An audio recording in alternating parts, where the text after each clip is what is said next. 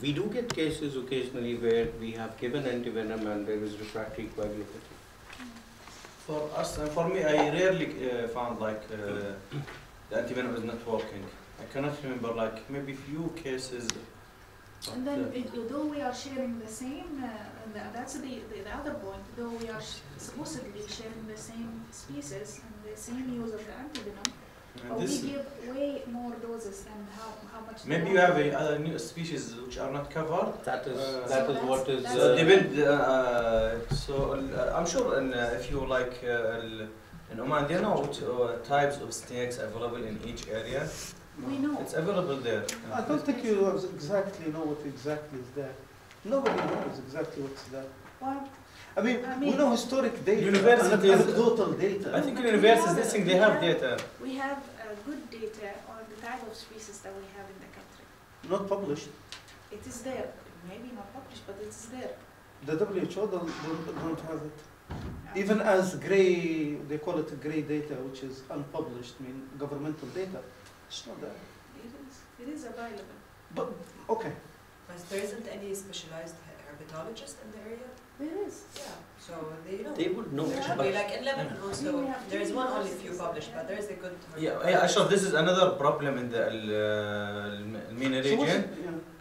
Data are there but not published, and we do not have access to these data. No, but I'm sure if you will look, you will find it. I will show you the slides. They will show published. They have everything. Yeah, because they will check from where they will have their data. Governmentals. They go to the government. No, I don't think they will have it. So WHO, let's be clear, WHO, they don't go governmental. WHO, they go to Ministry of Health. And yeah, Ministry of Health is the government. No, it's different there. So the one who's taking care of this, responsible for this, is Ministry of Agriculture or Ministry of Environment. Education or Environment or universities. It's universities, snakes? Yes. Yeah. So it is not the Ministry of Health.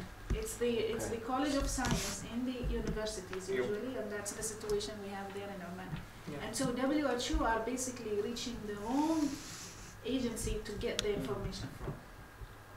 And most of the time there is no much collaboration between the two. So even if you are approaching the Ministry of Health and assuming that the Ministry of Health will get you the information, they will only provide what they have, but not what the others have. Interesting, I didn't know that. Yeah, so you cannot rely even on the, I mean, WHO sent the guidelines about the management of snake envenomation. We don't use it at all because that's African. Yeah. It does not. Yeah, that's African. Well, at least I talk from experience in North Africa. We don't know what's going on. See, in today's date and time, if we say that I'm talking from experience, which is unpublished, nobody would believe. Yeah. Doesn't stand anywhere. Yeah. So I think the first step, forget the collaboration, go back to your own hospitals or your institutes. If you have a poison center, start making a local snake bite registry. What you can do at MENATOX is make it similar. You know? Yeah, so that's what it should be, and then you have that collective. If you say that MENATOX has made a snake bite registry, then you will have to go through the whole ministry setup and get permissions to We're not going to do it that formal way. We're just trying to. What I'm trying to say is that you start doing it individual levels, start collecting the similar kind of data. Exactly. And but then that's share the collaboration it we're talking this. about. Yeah, that's the collaboration we're talking about. Is to have it in different area, whatever, whichever way it's going to be. And just try to start to collect. And it won't be a bad idea if you are making a workshop on envenomation to invite your herpetologist who has actually seen the snake. Because they would have a reasonably good idea what are they dealing with. I think, so the herpetologists that you have in Oman, Badriya. Yes. So do you use them a lot? Do you? When we have difficult cases, like we don't know exactly what's going on, and we have the snake, we do contact them to identify the snake. So keep those snakes preserved if you can. Make a museum, keep those snakes preserved, whatever you can get, because that will help you. So Is that right what I'm saying? Yes, yes. Interesting. Because if you keep those snakes preserved, at least later on it can be used to teach, show the clinician, what you see on the picture sometimes, and what you see real snake may be a little different. Yeah. Do any center or any one of you have already a file to collect the data? Yeah, I Do you have? I do. I'm using the. Do you have? We have Data a file to collect the data. Like a database for snake information. Yeah, So a file to collect the data. So maybe we can take all the files, compare them, and make a common file and send them to everybody, so that everybody has the same kind of data. Same kind, Yeah. Yeah, so that's what we will. And then we can start. Yes. So I think that's what we should start with, is to unify Yes. the form to collect this data. The sheet of the The data sheet, to that's collect. correct. So I think somebody has to collect all the sheets and make. And then look at them. And we can do it in a year, we can do it on a regular basis. We can create it. Whenever you meet at MENATOX. Actually, I found a nice article recently published about all the terrestrial venomous snakes in the Middle East and Toxicity. So it combines all the different areas in the Middle East. And it's an excellent article that I found through ResearchGate. I told him, can you share, because he cited my article. So, and they talk about different, like Oman, like in Jordan, like all the different areas. But this is not based on. Right. The article was written by actually people from the UK and Jordan, by Zuhair Amir, Hamad Abu Bakr, and David Warren. And it was published in Kenya.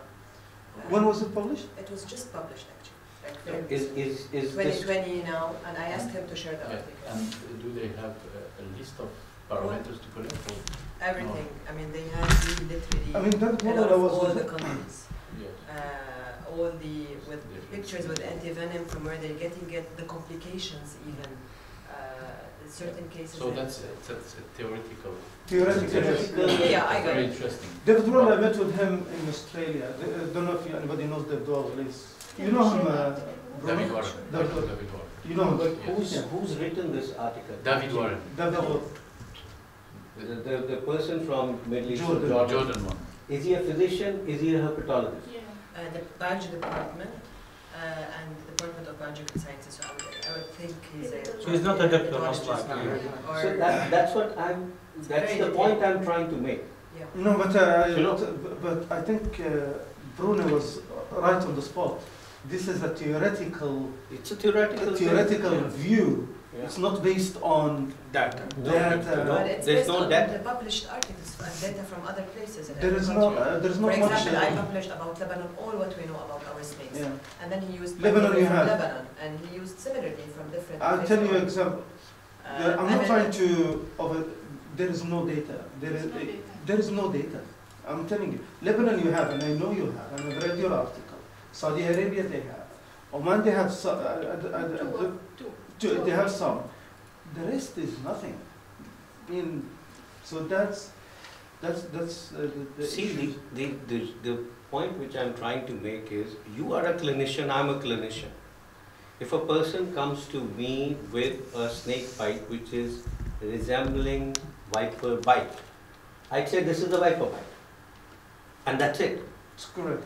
right? I haven't seen this snake. What viper?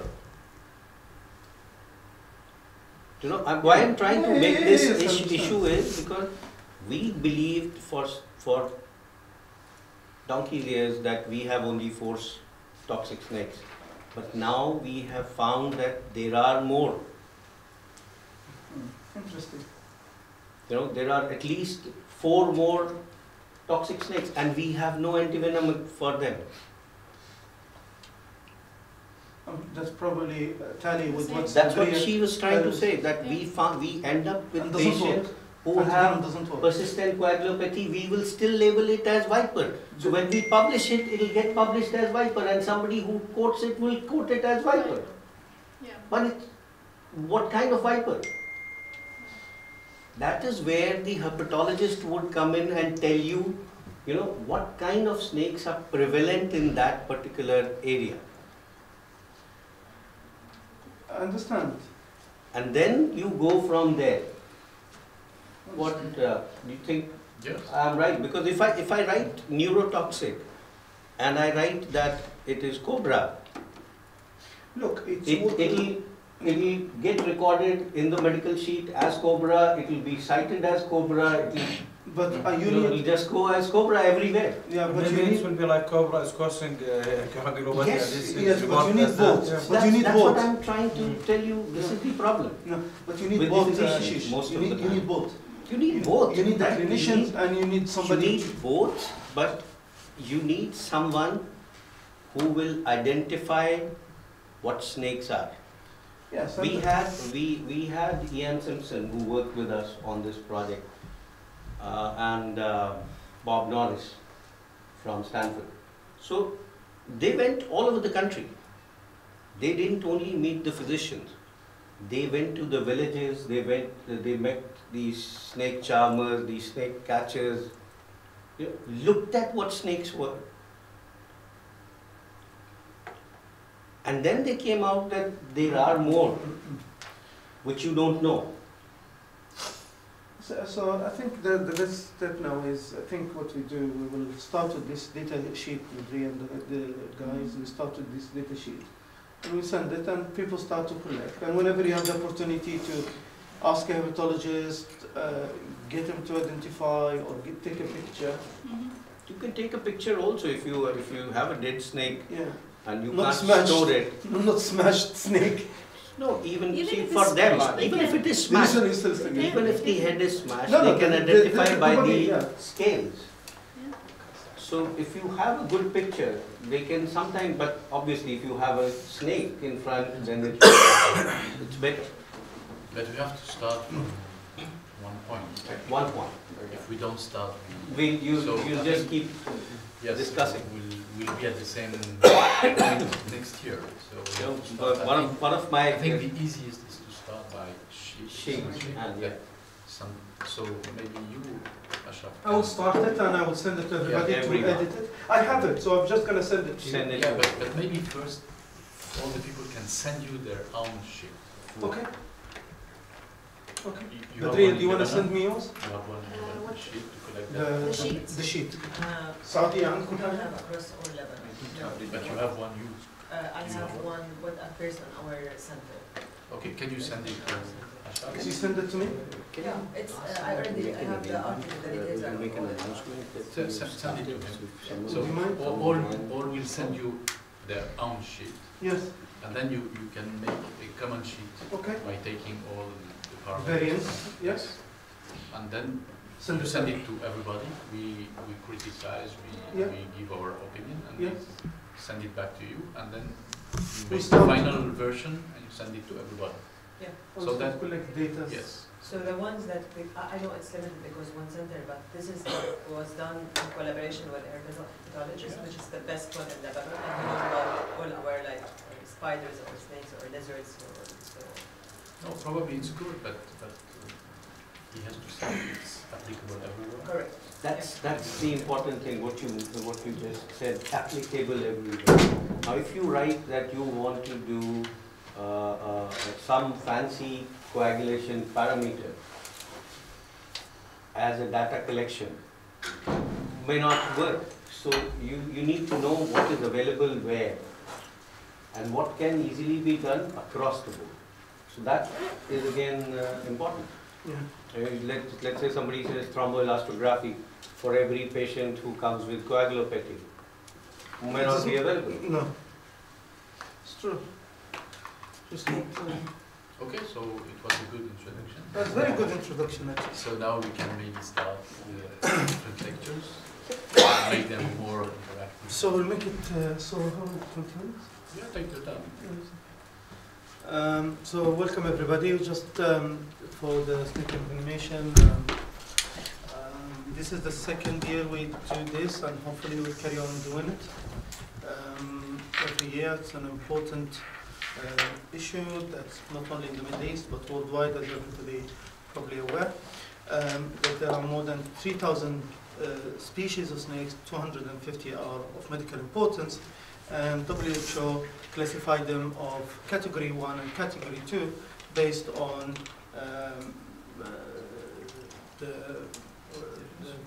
whether they're high or low venomous snakes and the encounter with human and the effect that they cause on human, category 1, category 2.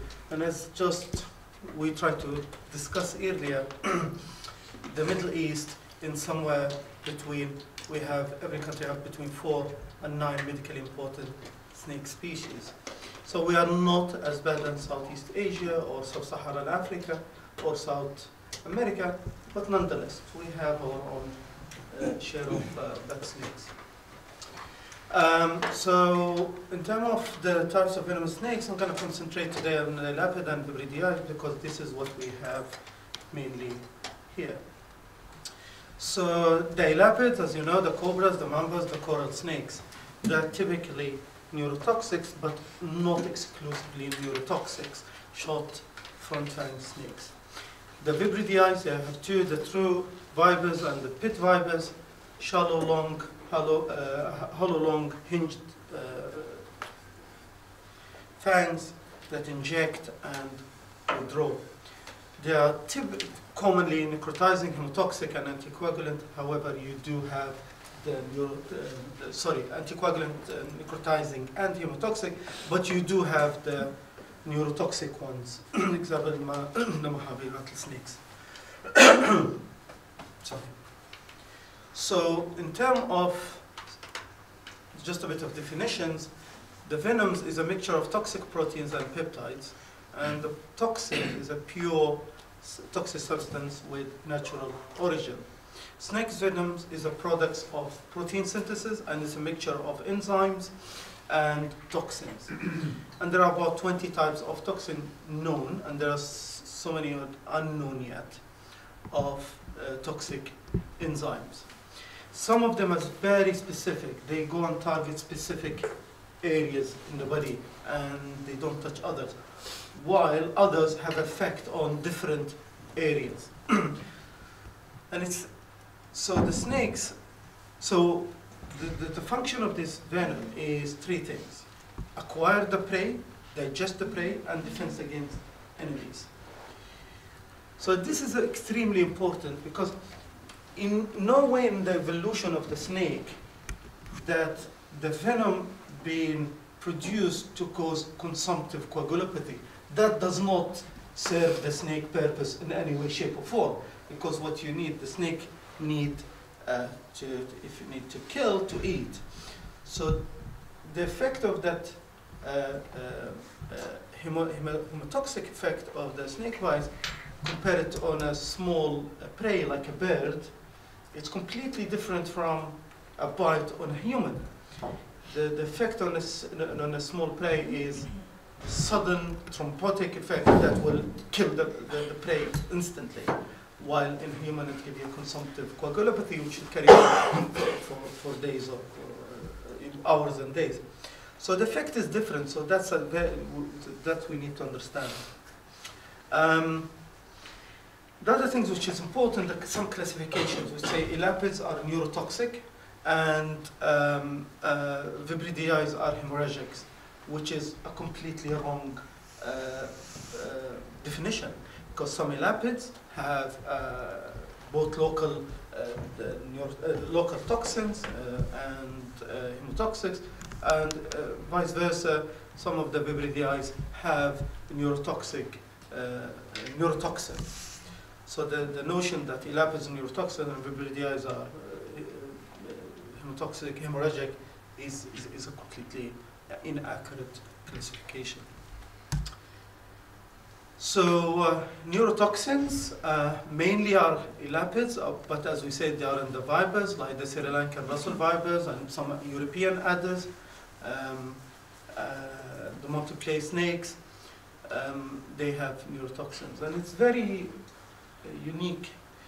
It is very important to understand what sort of neurotoxins that you have in your region, because the management is different. Because of the mechanism of action is different. So if you look at, so we have two types, either presynaptic neurotoxin or postsynaptic neurotoxin. So the presynaptic neurotoxin, which is mainly phospholipase A2, and the postsynaptic, which is mainly polypeptides.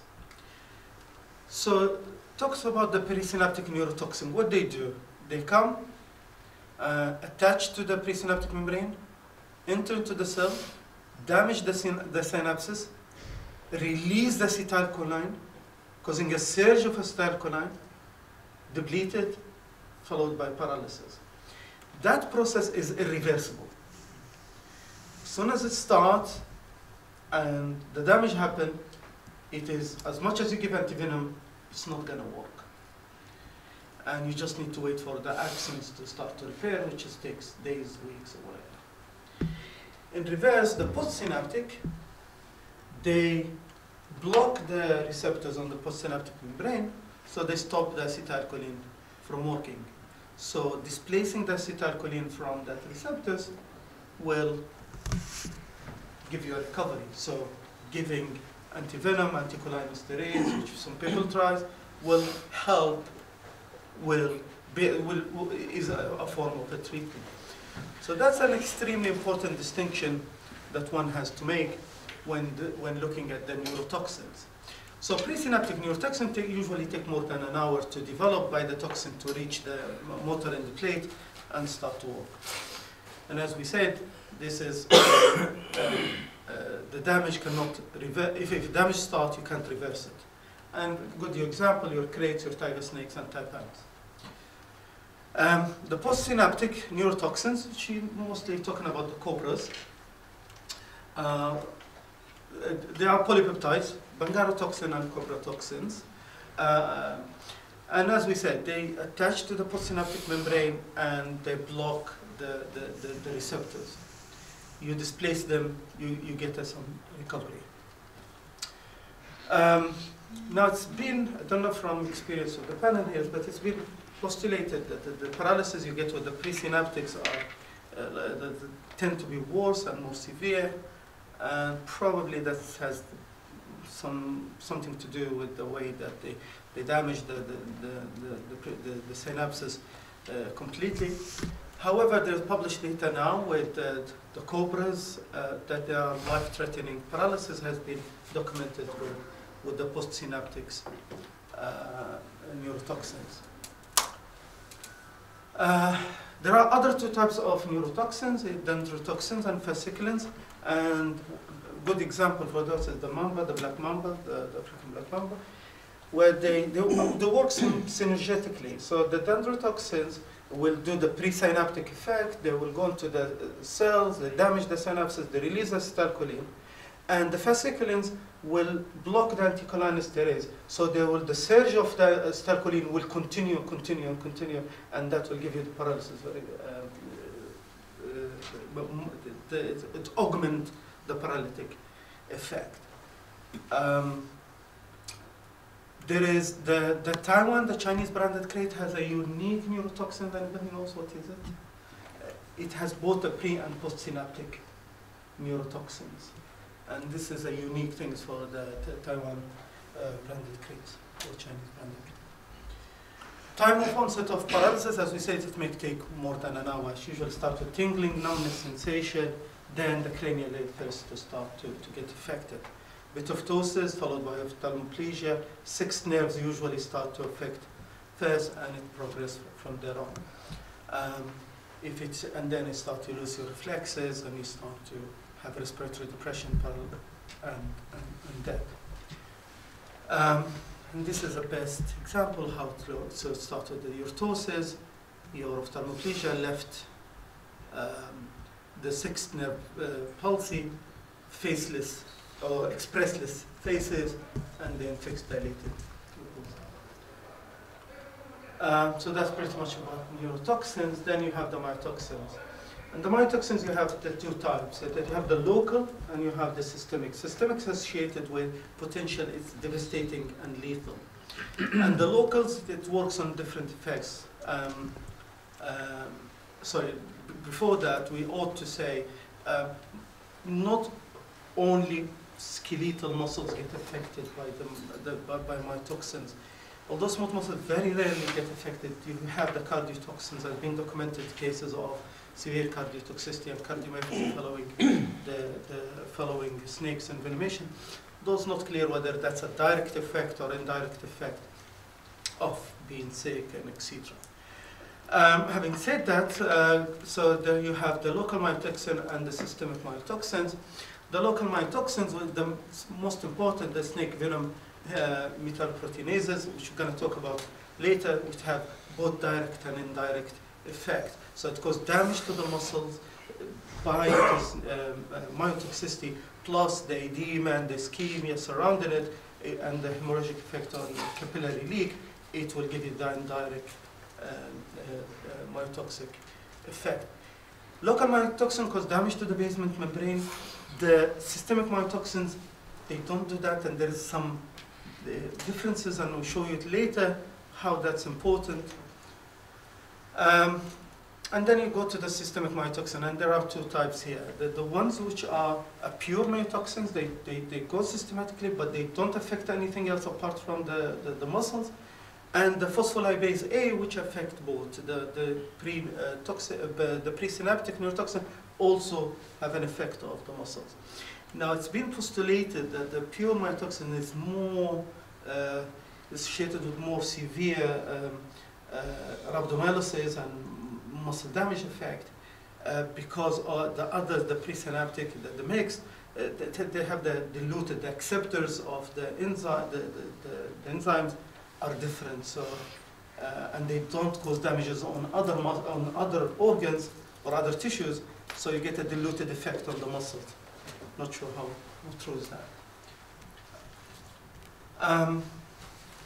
So chemical types of myotoxins, we said there's some cardiotoxin, the phospholipase A, and non-neurotoxin myotoxins. Not going to dwell too much on that. And this is an interesting slide. Tiger, I think. Yeah, a tiger snake, phospholipase A2, injected into a rat's skeletal muscles. After 3 hours, the damage, 24-hour transverse section, and 24-hour longitudinal section. Yeah, so we discussed this, that some of the myotoxins, they don't specifically attach to certain acceptors and attach to many acceptors, but the damage only on skeletal muscles, acceptors or receptors, and you end up with a systemic muscle effect, but that not necessarily a severe one. The ones who are attached specifically to certain acceptors on skeletal muscles, they tend to cause more systemic effect because of the concentration phenomena.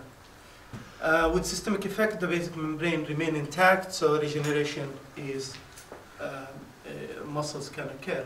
However, you get a regeneration only of slow twitching muscles, and this is an effect of the long-lasting effect of the systemic myotoxic of snake bite. And when we talk about myotoxins, we talk about rhabdomyolysis, which can be severe, very, very severe, and end up with renal failure, hyperkalemia, etc. And the long-lasting effect of muscle wasting if the inflammation was severe with systemic effect. Urolipids, many Australians, lictrates, sea snakes. Do you see Ashish in India? Sea snakes? No, we don't. No, so your crates, do they cause myotoxicity? No, we haven't seen any myotoxicity. Great. No.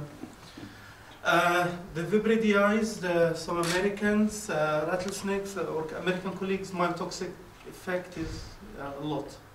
You see it, yeah. You actually can see myokemia with lots of even the non-Mojave route stains.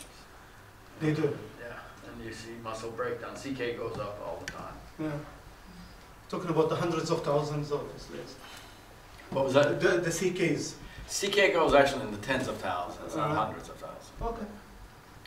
It's not as and the severe. long-lasting, is there the systemic long-lasting disabilities effect of muscle wasting? Very few chronic effect that we see. There's some local effects in terms of if it's your fingers, toes, you see some waist is there, you can see some. But that's local most of damage. the probably a necrotic effect. Yeah, it's not, and very rare you see like neuropathy here and there because post-acute Yeah, inflammation. that's correct. Okay, interesting. So the coagulopathy, and this is another interesting subject. And as I was saying earlier, the snakes in their evolution, they did not intend the evolution did not bring them to the point that they wanted to cause coagulopathy in their prey. It does not serve them any purpose. The effect of the same venom on the small prey is completely different on a human. They wanted to paralyze the prey and get it eaten. They're not interested to let it go for bleeding for a day or two. So your consumptive coagulopathy, thrombotic, anticoagulant, antiplatelet, and direct hemorrhagic effect.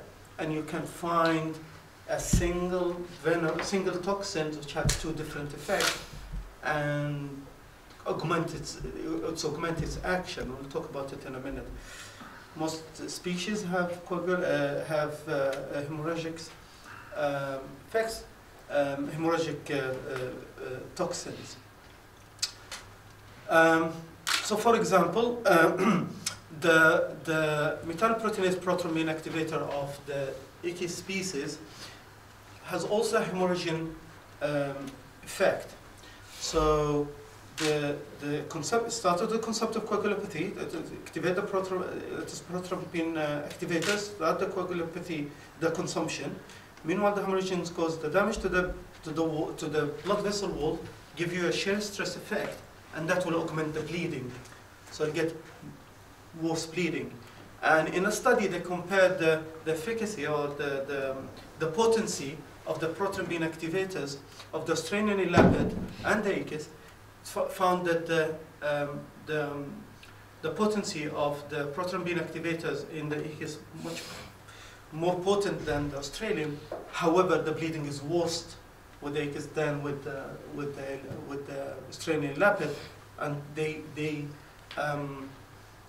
put that down to the effect of the augmenting effect of both the consumptive coagulopathy and the hemorrhagic effect. It used to be called DIC, which is wrong descriptions, and it's basically that you activate the coagulation cascade to the point that you consume all of your coagulation factors. And you have three types of activators, the prothrombin activators, the factor 10 and 5, and thrombin-like enzymes. And you end up into that circle until you consume all of your factors. And it's give you somehow clinical, biochemical picture similar to DIC, but it's not DIC, because as you know, DIC is associated with multi-organ failure and it's associated with much worse prognoses. So we discussed that earlier. Don't want to go through it. Now, anybody has any experience using point of care INR for snake envenomation? I don't know. It's just interesting to mention it here.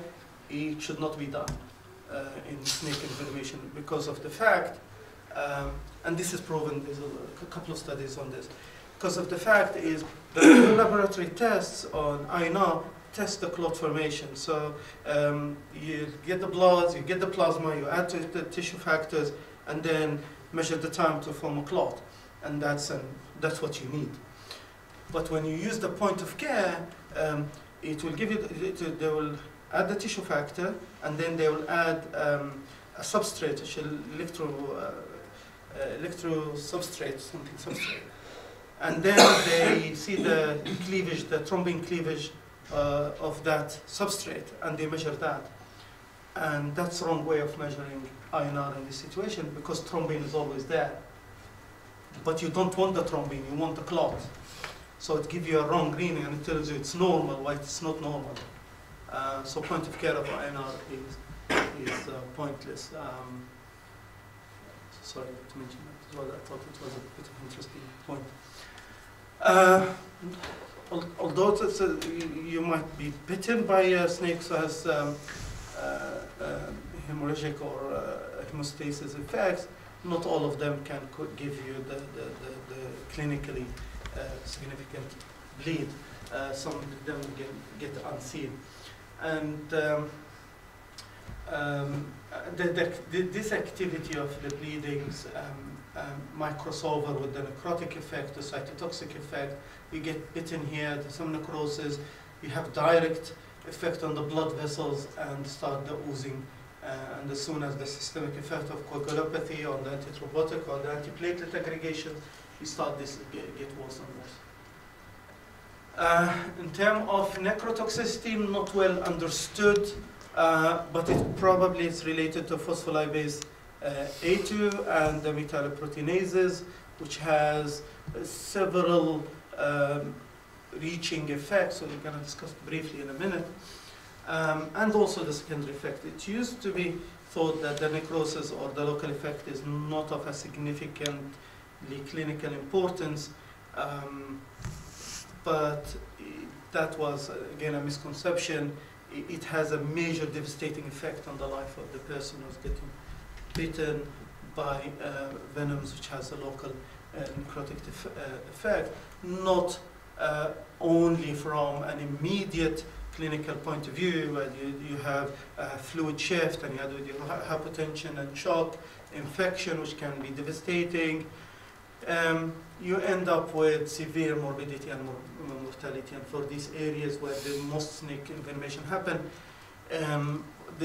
these people are manual laborer, and any form of disability is a devastating effect on them on their family.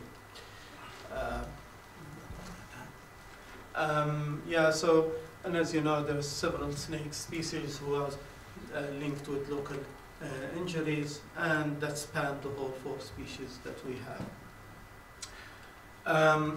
So the hemorrhagine metalloproteinases, SDM, there are 4 classes, and the effect is they have a wide range of effects, some of them locals and some of them not local, and it is in a way, main effect is to immobilize the prey and digest the prey.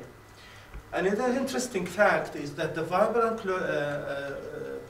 vipers and culprits feed on what they call type 3 prey, which is big and heavy-bodied. So they need an enzyme which can digest the prey. So they have a large, they have prominent SVMPs in their venom.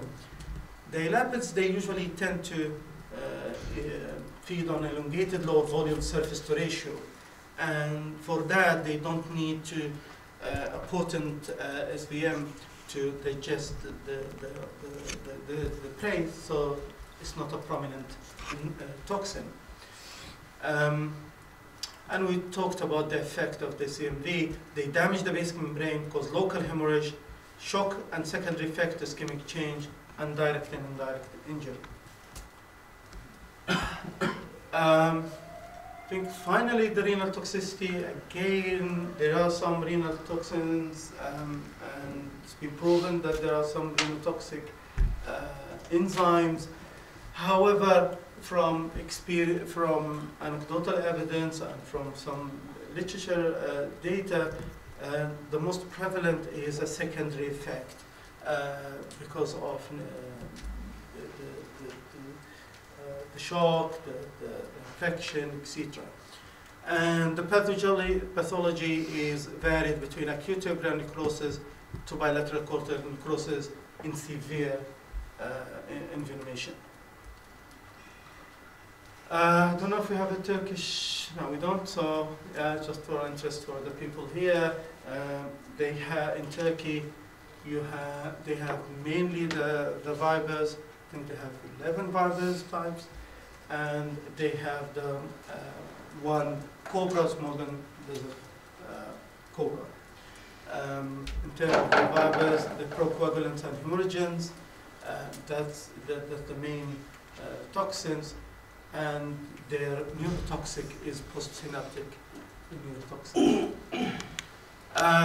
Just the last couple of slides, just what to tell. This was not intended for you guys. It was intended for general physician or AR physician. But just want to tell them not every bite is a wet bite. Not every bite is going to give you inflammation.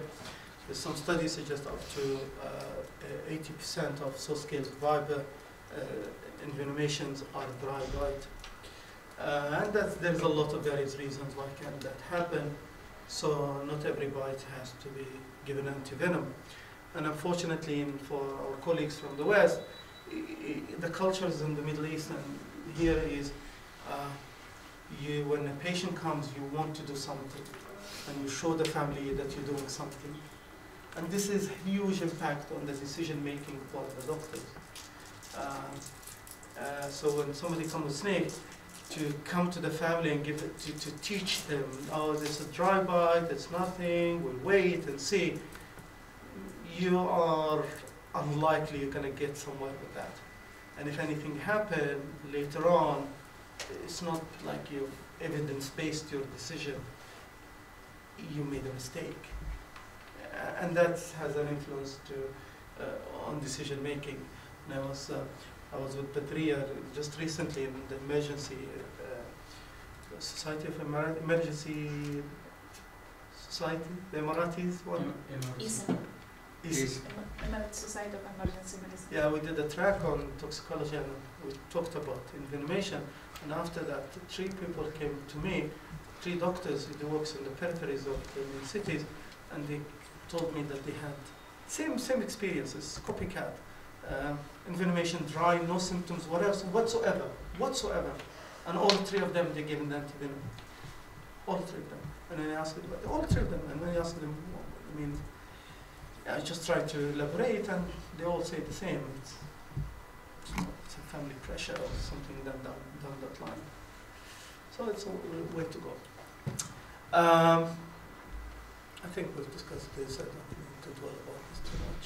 Anaphylaxis, that's a very important aspect that can happen with any snake inflammation, and the management is following your SELS, and it is a feature of systemic inflammation and its indication of antivenom, a topic which Dr. Ashish will talk to us about it. Thank you very much.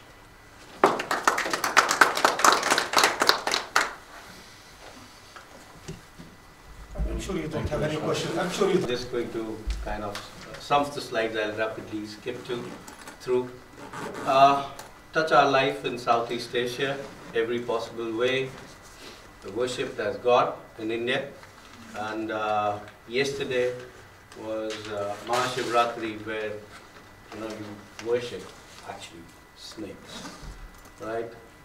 Source of living for many, food for many, wine, and then lots of movies. Right now, currently, the #2 ranked serial in India is on a snake, right? And then there is fashion, jewels, and tattoos, and pets. And this is me. Handsome man is holding it. Much younger. Much younger. Yesterday. And the deadliest animal in the world is human. So, so this is a person who was a priest in a local temple. Probably had developed immunity because he was maybe bitten again and again and again. But why did the cobra die? Nobody knows. Nobody knows. These slides you've already seen, so I'll not show them again to you. Know about what are the 4 These are the major snakes in Southeast Asia: king cobras, vipers, common krait. This is what I was talking about. This is a hump-nosed viper, which we see. This is Pangarus sindanus, which is mostly common in Pakistan, but in some parts of Rajasthan you see these snakes. And we don't have venom against them. Now this is what you were talking about, dry bite. Yes. Do we ever document a dry bite? I have not seen a dry bite till date. What do you mean by dry bite? Is that you have a person who's actually witnessed bitten by a venomous snake and does not develop any. Since I work in a tertiary care hospital, most of the time people reach me when they have something. So what you were talking about was that people who are practicing in the periphery, that's correct. Yeah. they would be seeing most dry bites. And this is a wonderful article. I don't know if you have seen this. No envenomation, no local silent symptom. That's dry bite. We see this in Europe. You see it in Europe because I think people go to the emergency department as soon as they're yes. That's what we see. So this is a review article where they have reviewed the complete literature and say that there could be a natural immunity, there could be absence of venom in the gland at the time, it could be a diseased venom gland. The fangs may be broken, or there could be a mechanical failure. Or then one of them was, one which is not here, is that maybe the snake misjudged the distance between the victim and has probably already injected it somewhere, and the second time when he bites, it's a dry bite. So what are the problems? Identification, first aid, definitive management, and the supportive treatment. I don't know what happens with you guys. In India, this is the problem. At the time of monsoons, you have these kinds of growth all over. Their burrows get flooded and they come out in big numbers. And they enter your home in search of food. They are not interested in biting you because they can't eat you. You get accidentally bitten because you are in their way, right? So this is, we see majority of our, I'm going to present that in the EAPCCT meeting, majority of our snake bites are within 3 months, and that's it. It starts at the onset of monsoon, with the end of monsoon it's over, and we don't see any snake bite in between. Occasionally, in a tertiary center, but in a periphery they still see. I have not any idea, because most of the time they are referred to me from the periphery. So if they don't see it there, they won't send it to me. Very occasionally we get some viperine bites or cobra bites in the winter time from the handlers, not general public. General public is monsoon. So that's interesting because we in Arizona also have monsoon. Yeah. Actually call them monsoon. And we don't see a correlation with that. As a matter of fact, our season starts around mid-March and goes to about October. Wow. And the peak of activity, snakebite activity, is peak when we see people going outside performing, which is not too hot. And usually people don't go out during the monsoons and right after the monsoons because of humidity. But when it's nice and warm but not too hot, then they get it. Okay.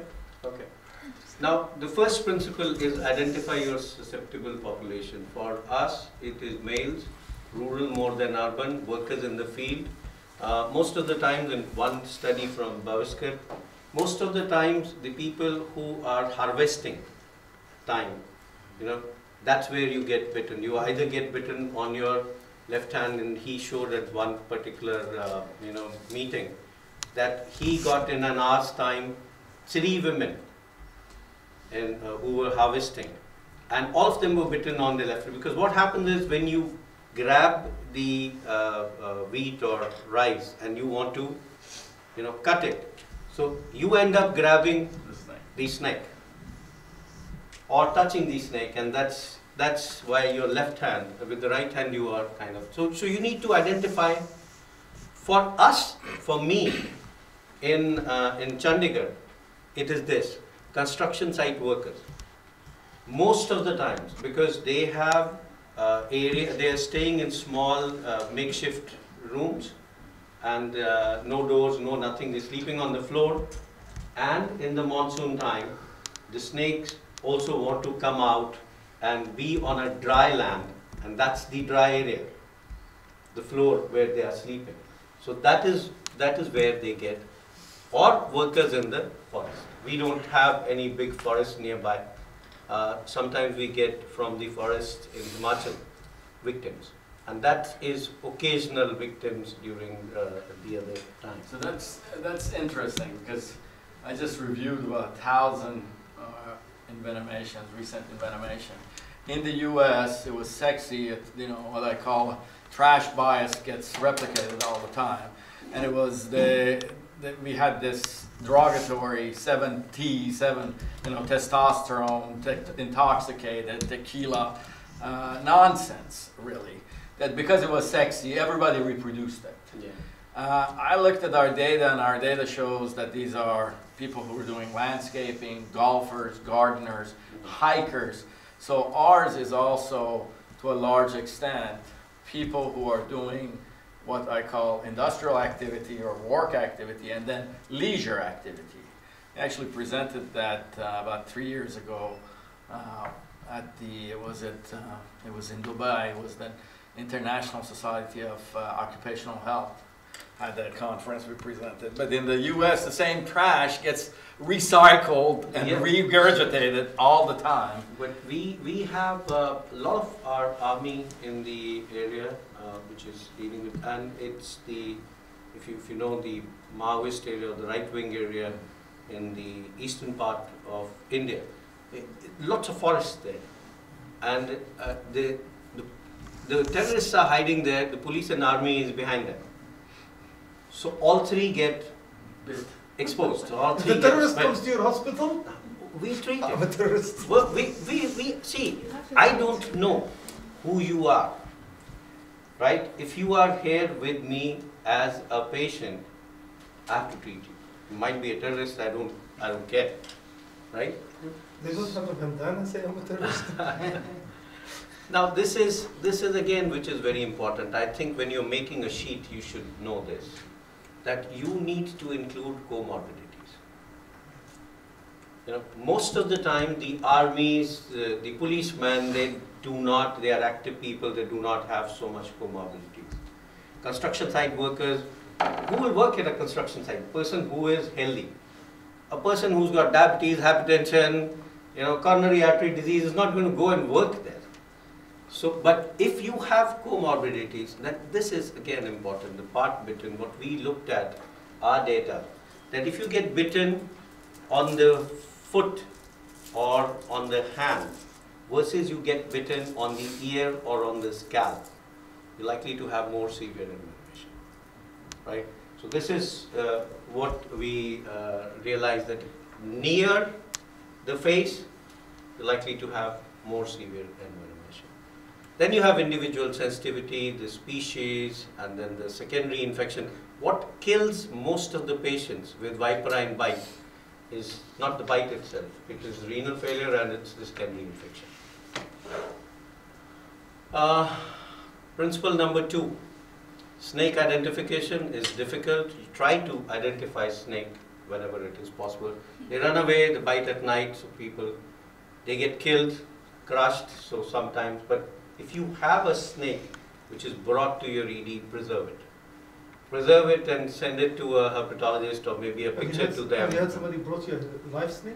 Yeah, we've got. I'll give you an example. There was this guy who came in, had classical symptoms of envenomation, and said, "Did you find a snake?" "No, I didn't." Like, okay, want to? He says, "Just some itchiness here." He took off his vest, and there was the snake there, live snake in my ED. It was a small snake, crate. And It was chaos. Everyone just ran here and there. It's great, the worst thing. Yeah. So clinical toxidromes sometimes do overlap, and venom assays we don't have. I don't have a venom assay. I don't know whether you have a venom detection. Australia, I don't know if in America they have. In Australia, I think they only Australia, they have venom detection kits. Yeah. Right? I'll tell you why we can't use venom detection kits, or very limited use for us in our. This is general symptoms remain the same. Viperine bites, you may have cardiovascular effects in the form of arrhythmias sometimes. Bleeding, clotting disorders have been already talked about. This is the picture which was again shown. I had a picture of a real patient, a video of him, but the thing is my laptop crashed, so I can't put that, so I picked up. Now this is sometimes one of the manifestations of viperine bites, and it doesn't progress beyond that, right? So if you have a kind of Russell viper's bite, having neuroparalysis, Yes, it does happen. Yeah. but it does not, it just goes to ptosis, and it does not have very severe respiratory paralysis as compared to the crate and the cobras, which cause very severe respiratory paralysis. This we have already seen. This happens with Russell's viper with us quite a lot. This is what we published.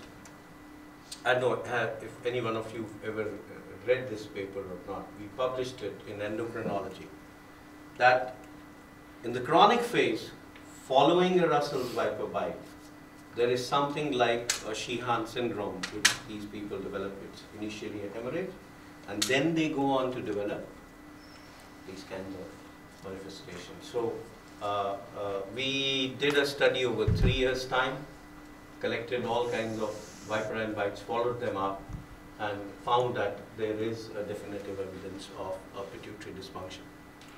So if you don't have the venom detection kit, if you don't have anything else, how do you identify? What we use is this: paralysis, severe local envenomation is, or necrosis is, cobras do cause tissue necrosis, and severe local envenomation with descending paralysis. This is what I see every day, every day. You know, very interesting thing, I walk into the ED one day, and there's this, my resident talking to a family, saying that we can't do anything for this guy, he's brain dead, right? And I start talking to him and say, what's happening? He says, this guy slept at night. In the middle of the night, he wakes up with severe abdominal pain, vomits.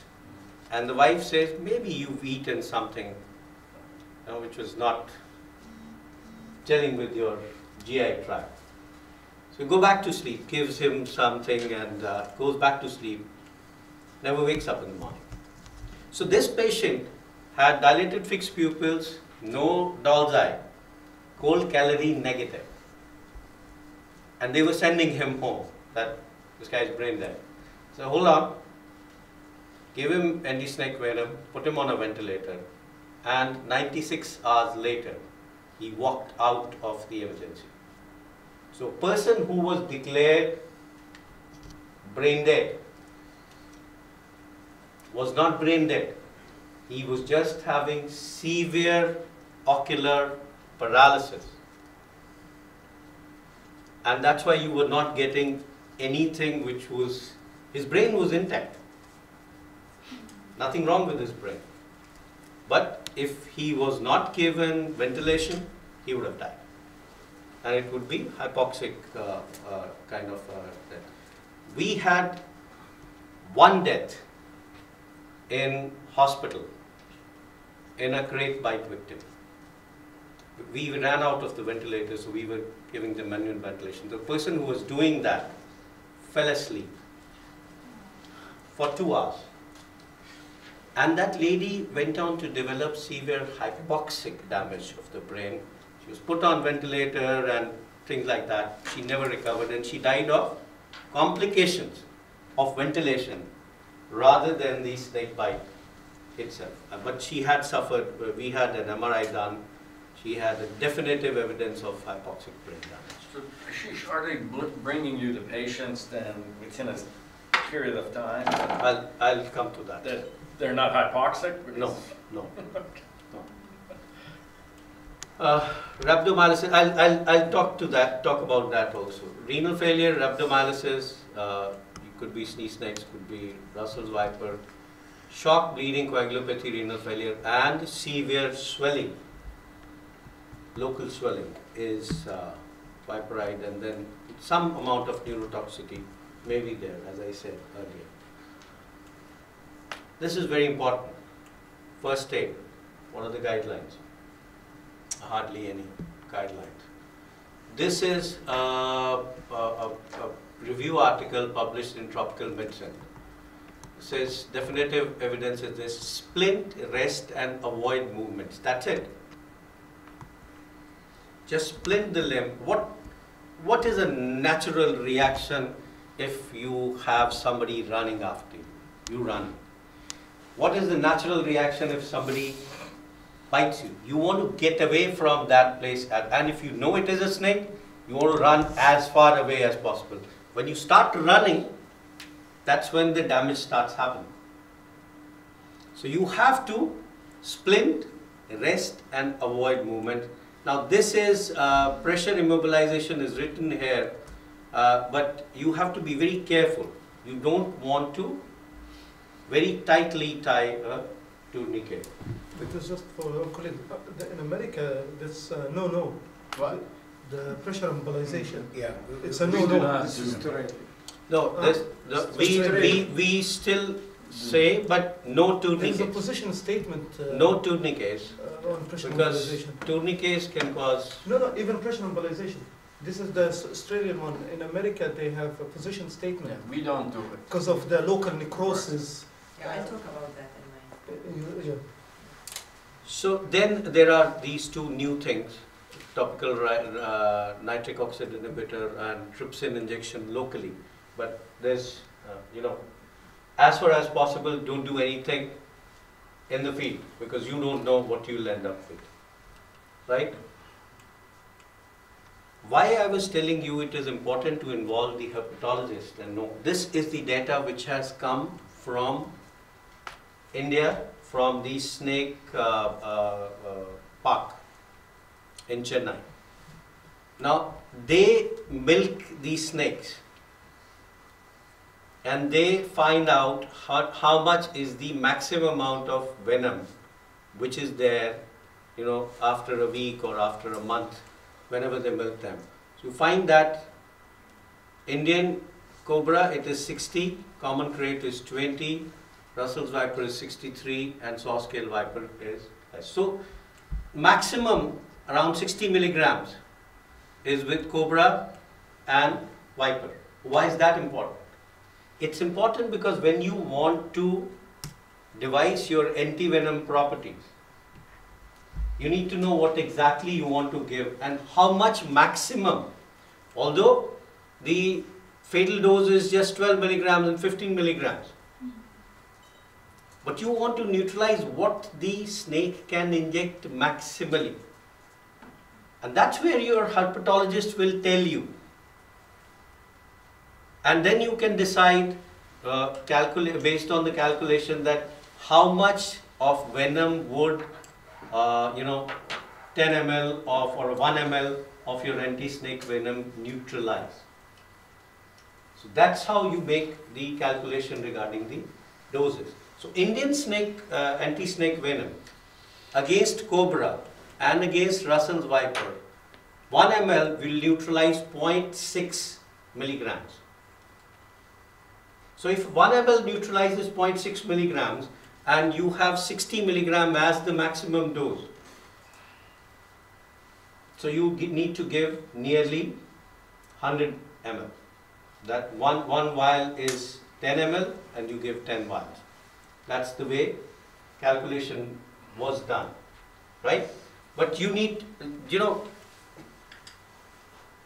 this is known this is known, what the snake has injected. Until unless you have the venom assays and the venom levels, you'll never know. So if you have a venom assay, and if you know that how much is the circulating venom present, you can titrate your anti-snake venom dose. If you don't know that, then you need to make calculations based on what can maximally be injected. So that's how our treatment protocols have been devised. How do you calculate the fatal dose in human? How do the lethal dose in human? There will be 50? This How they will Well, it's extrapolation. it's the extrapolation. Extrapolation from. They have not done the venom analysis. This is just the extra. What is known is this, and what is also known is when you make your anti-snake venom, how much of 1 ml of anti-snake venom will neutralize. Now you have this much, but you may not inject that much per person. But when you are giving anti-snake venom, you need to cover. Again, this is a normal, natural kind of a snake which has been reared in a snake park. Now, if this snake hasn't had a meal, if it is dry weather, then the venom would be far more concentrated. Right? So you get that. So the venom content is actually both the content and the amount is different in the wild type versus capture. Yeah. I've known that for a long time. Yeah. And you know, I agree with you in a sense that if you don't have anything else, but if you have clinical trials, you actually, it's based on severity and what really happens in humans that you can determine the dose of the antivenom or how many vials you. This is in lack of having clinical trials. And I think we keep doing this to ourselves. We need clinical trials. The problem with this kind of a trial is that if I don't know what is the venom concentration, how can I lower the anti-snake venom? Then it becomes a trial and error. You know, I give one person 10 vials, 100 ml, and I give another person, 5 vials or 50 ml, and then see what happens. Well, we do it in clinical trials based on severity. That's why we come up But like trauma, most of the like ICU, we come with either snake bite severity scores or other clinical scores that will guide you. And then it's based on the practical activity rather than potential.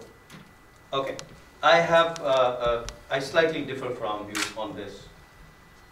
We have cases who come to us early, have just doses.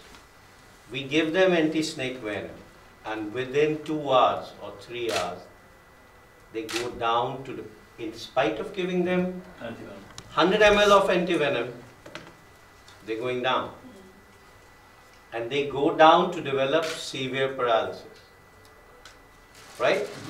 So, but what's the harm, sorry, the question, but what's the harm of having that graded severity approach if you are that's what I'm saying. So, if I have a graded severity approach, and if I say that if a person presents to me with ptosis only, I'll give him 5 vials. And if he has full-fledged paralysis, I'll give him 10 vials. I'm delaying institution of maximum amount of antivenom by a couple of hours. But you're reducing the risks of side effects, you keep your antivenom storage. You are weighing the risk and benefit. You are weighing the risk and benefit. And that's what you do also in clinical trials. Yes. Clinical trials are designed and then you look at it and see whether your patients are moderate, severe, okay, mild, and you don't make the recommendations based on a mild. Right? I'll show you the data again a little bit later. So, principle 5, whenever you get a patient in the emergency, reassure, use IV injection, look for respiratory risk. ABC is the airway kills first, right? So ABC remains always. You have persistent vomiting, you can give chlorpromazine. If you have syncope, shock, angioedema, you can give adrenaline. Give adrenaline. Clinical assessment, again, is something very important. How fast the swelling is progressing. The swelling starts within 15 minutes, but it may take up to 2 hours, right? This is very many times the patients are bleeding in their mouth. You don't even see that. You don't even ask them, until unless they bled enough and they're spitting it out. You won't even look at that. This is something which I haven't encountered too much. Regional lymph nodes. Although it is mentioned, but I don't. I've seen it with the European ones, European other lymph nodes. We see that all the time with the American crowdlet. As a matter of fact, some of the worst bites I've seen in terms of local effects is women who have gone under mastectomy and lymph removal. They actually have much faster development of local effects than a person with the intact lymph node.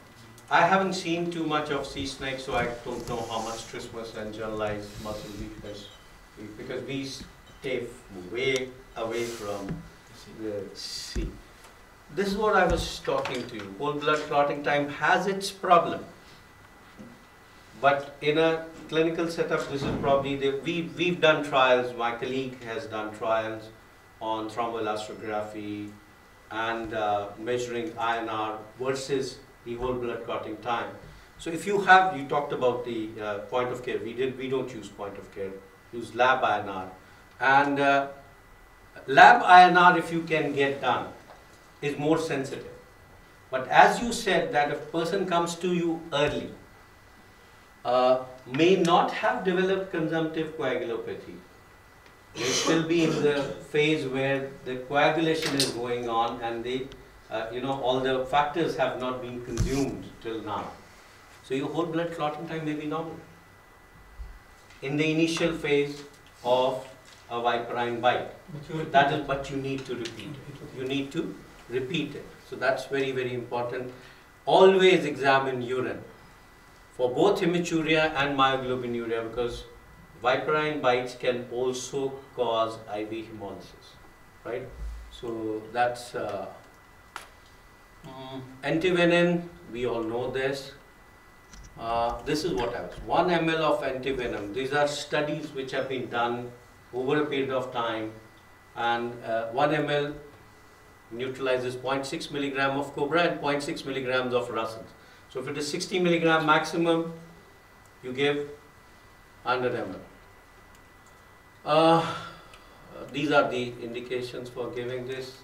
This is very important, dose of antivenom. Now there are lots of issues with how do you dose antivenom. This National Snakebite Protocol was developed around 15 years ago with the help of Ian Simpson, who's a herpetologist, who talked to people all over India, looked at how much was the snake venom which could maximally be injected, and what were they doing. So what they said that if you want to neutralize 60 milligrams, you have to give at least 100 ml stat. Now you have to, what you said, that the snakes which are inbred and the wild type may be different. So you reassess after 2 hours if the paralysis persists or increases. Well, there are only 2 snakes which can cause paralysis. That is cobra and crate. And if you look at the amount, 20 milligrams, right? So you need a much lower dose for crate bite. But you don't know. You want to cover cobra. Although we don't see local envenomation. So your point that you want to rationalize giving antivenom, could do a trial on this by trying to neutralize only 20 milligrams and not 60 milligrams, which would again be different dosage. In your center, what's the average number of vials? I won't finish? Okay. This is what I was telling you. This is what it is. This 2001, 900 ml. The average. 900 ml. That is huge. 90 vials. Right? 2005 came down to 500 ml. Then they did a trial, the same group. They gave 150 ml in 28 patients and 600 ml in 27 patients. Now we've come down to 200 ml.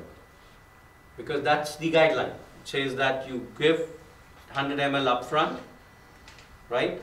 And then you give 100 ml again in 2 hours if the paralysis is. But what's your endpoint? What are you comparing? Comparing? Yeah. Besides the patient walking out. Mortality. You gave 900, they walked mortality, out. Mortality. Mortality and the duration of hospitalization. I haven't presented here, but I can, share with you what was the total duration of hospitalization, which was much higher in all this, and it has come down here. Did the time of the presentation affected the outcome? No. Or the amount that you are giving? No, because we are following this standard protocol everywhere. But the recent guidelines which have come from the Ministry of Health, not for the neuroparalytic snake, but for the viperine bites, they have decreased the follow-up dose to 6 vials. From 100 ml, they've decreased to 60 ml based on whatever a little bit of clinical trials which have been. And these are FAB2, right? Yeah. FAB2. Yeah. So this is the total cost. Okay, I'll not talk about this. This is important. Ventilation works in neuroparalysis. Now, when I was given this talk, Ziad gave me a question. How do you deal with snake bite if you don't have an anti-snake venom?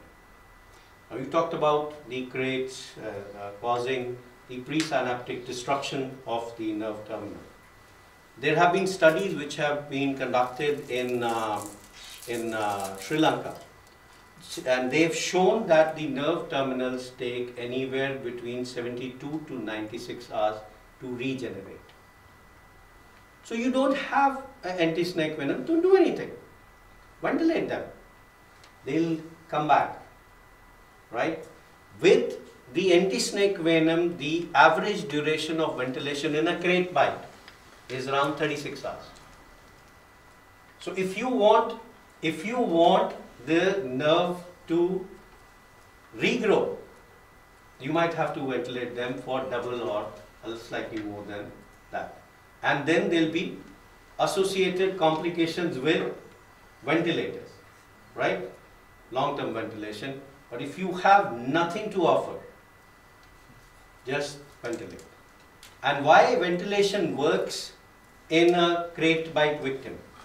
Because their lungs are clear. They are not ARDS patients. They do not have dirty lungs. They do not have anything which is flooding their alveoli. It's just that the muscles are not working. And the ventilator is doing that muscular. They don't require very high FiO2. They don't require very high rates or pressures. What they require is something which can work as their muscles. This is the mortality. It was 3.5%. It was 11%, and this is the last study, 2.73%. This is what you were asking. What was the mortality? Yeah. In different studies when you were using different kind of ventilators. So it was 3.5%.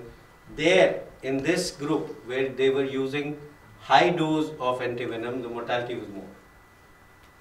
So we have kind of come back. Okay. Yeah. Look for complication. Look for antivenom reactions. This is something which has again come from Sri Lanka. We don't see too much of it, but it has come from Sri Lanka that people who have been, we followed up our snake bite patients I haven't seen anyone coming back with these issues till date to me. We have a very big rheumatology center and we initiated this. Any new patient who comes with any of these arthritis or mononeuritis or any kind of a problem, then were you ever bitten by a snake? Did you receive anti-snake venom? Till date, we haven't kind of found this. But somebody's come out with this, that this can happen. So there is a possibility that there can be a long-term. Look for hypotension, look for oliguria, look for local infection, look for compartment syndrome, and then some other unusual complications. So if you see a snake, don't panic. Do not disturb it. If the snake is moving towards you, stamp the ground. This was for the present. This can be, for the general public. Yeah. And avoid stepping, protect yourself. That's it. Thank you. Thank you very much, Ashish. To give you our perspective and how we have kind of gone from very high to reasonable anti-snake venom. We'll probably try to reduce it further. We are trying to do a randomized control trial varying two doses for the snake antivenom because the guidelines in Oman, they give us for severe envenomation quite a huge range between 50 to 100 ml of the snake antivenom. And so they are keeping it up to the physician to decide. And each vial has what, 10? 10 ml. Each 10 vial ml. has 10 ml. 10 ml, and how much protein in each one? Take 14. What's the question now? Protein How in much each protein vial in of each vial anti-snake venom. Saudi snake antivenom? Paul, do you want to make your presentation before or after the break? I'll do it now, if that's okay. Okay. Okay.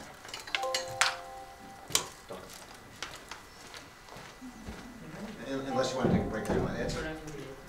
Thank you very much for inviting me to give this presentation. I think I don't really need to give a presentation because it's already been given by the previous speakers, but I'll highlight my perspective as well and try to focus in on anti-venom. But much of the key teaching points have already been presented this morning with two really excellent talks.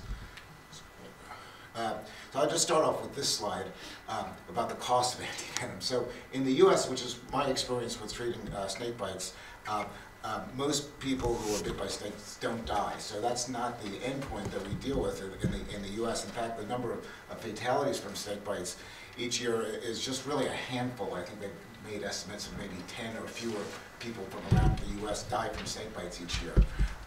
But we still use a lot of antivenom, and the first speaker was real interesting in terms of, well, when someone comes in, is it a dry bite or not? The family wants us to do something, give antivenom, and that's often, the quandary we face when someone gets bit by a snake, or even if they come in with other medical complaints, is the family wants us to do something. But one of the factors with snake antivenom has to be factored in is also the cost. And not only is the basis of the cost very expensive, but in the hospital makes a lot of profit on antivenom. And so while most antivenom cases, they don't spend $143,000 US dollars, the typical amount of antivenom cost may be $10,000 or $20,000 or $30,000 routinely, which is extraordinarily expensive.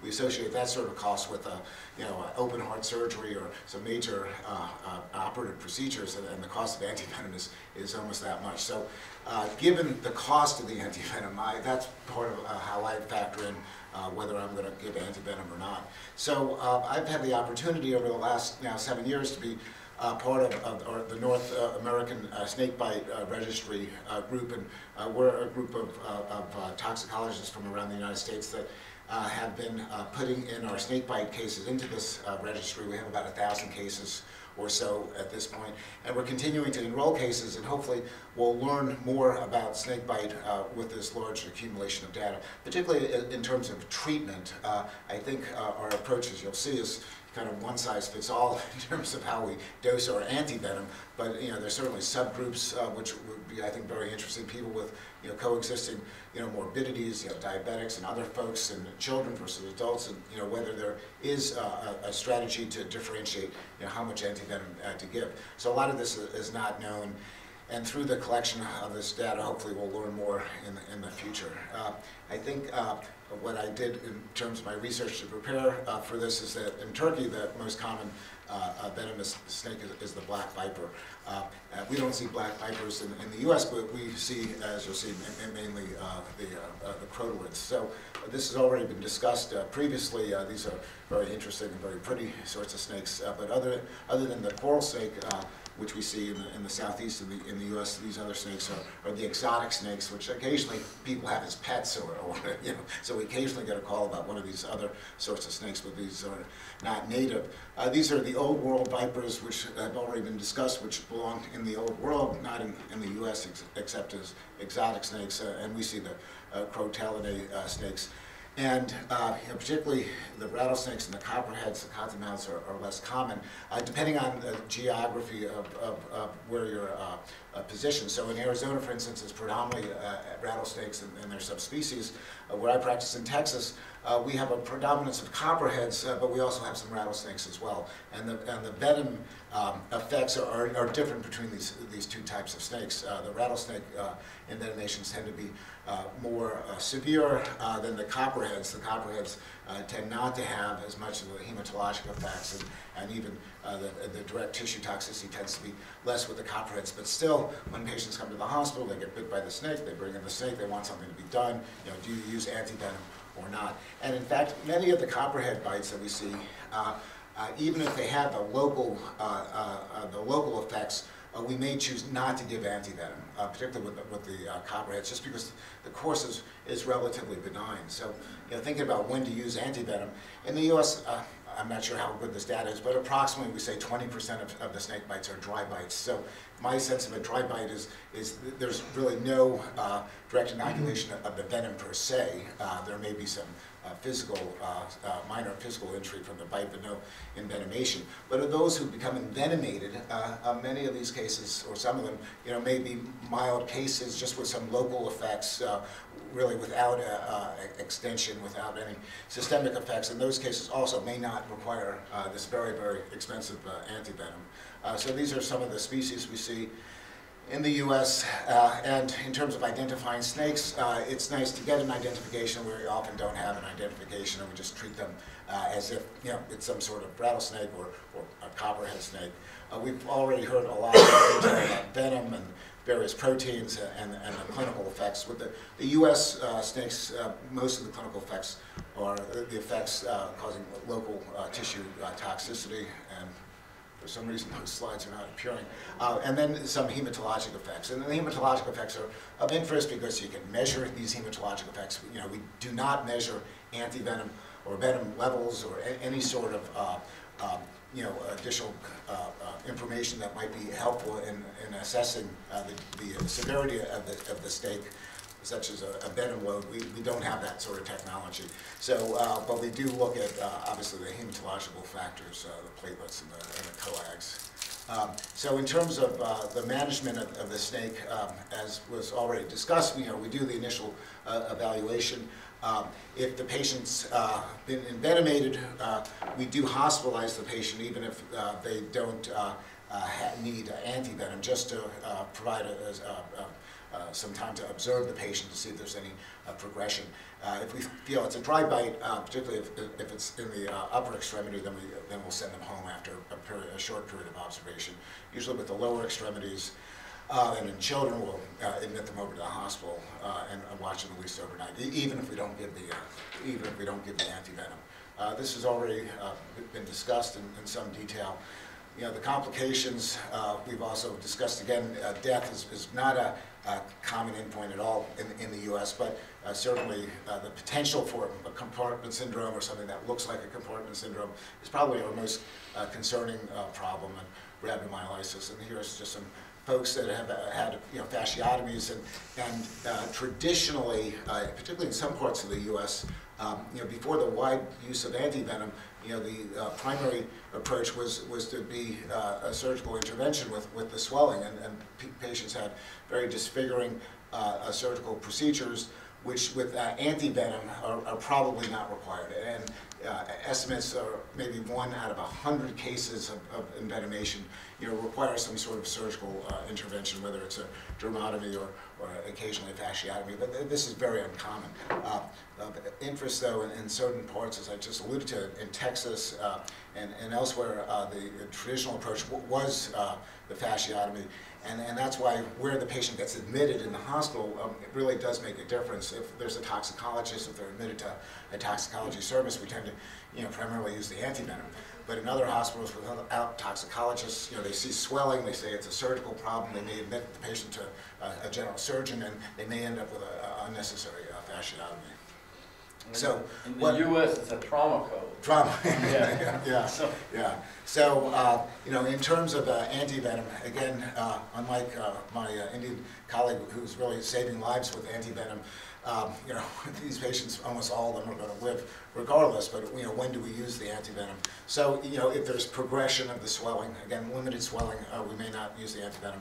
And then hematological effects we use, and some of these rattlesnakes, a minority of them, do have some neurotoxic effects, and any neurotoxicity would be treated with antivenom as well. Oops, went the wrong way. Okay, so different types of antivenom. So up until about 2000, the only antivenom that was available in the U.S. Was the old Wyeth antivenom made by horses. It was the whole IgG, and there were lots of side effects. It was very immunogenic, and many patients, in fact, the majority of patients, you gave them the antivenom, and they developed significant, even severe reactions, anaphylaxis, at the same time that you gave them antivenom. That's why a little bit of caution about just moving and giving antivenom to everyone, just because of all those side effects. And there were patients that in one arm you'd be giving them the infusion of the antivenom, and the other arm you'd be giving them the infusion of the epinephrine to treat the anaphylaxis. So fortunately, those days are behind us. And in the U.S., as you'll see in the next few slides, the main antivenom we had up until last year was the FAB antivenom, known by the trade name of Profab. And then the newer antivenom, which really just came out, is the FAB2 antivenom, which we'll discuss. So this was the old Wyeth that came from horses, lots of hypersensitivity reactions, including anaphylaxis. And traditionally, when we approach the care of patients, if something causes anaphylaxis, that's the last thing we use. If they have an allergy to an antibiotic that causes anaphylaxis, we never ever use it. But in the case of treating snake bites, this was the quandary. Not only the acute hypersensitivity reactions, but also the delayed hypersensitivity reactions. And most, if not all, of the patients practically would develop the serum sickness from the horse serum, which we see occasionally, but not very often now with the newer types of antivenom. So Profab came out in 2001, came from sheep. It was made by immunizing the sheep with certain venoms, so, the rattlesnake and also the cottonmouth, and it's just a very small amount of the FC fragment, so much less immunogenic than the IgG antivenom. It was is useful in stopping the progression of the swelling. At least that's one of the endpoints, and also to reverse the hematologic toxicity. There are a small subset of patients that develop systemic toxicity from snakebite, including hypotension, for instance. But those are really the minority of cases. Most patients have the swelling, which can be quite dramatic, and then a subset of those patients will have the hematologic effects. Based on the clinical trials, it was John Sullivan who created it at the University of Arizona, and all the antivenom go back to actually our poison center.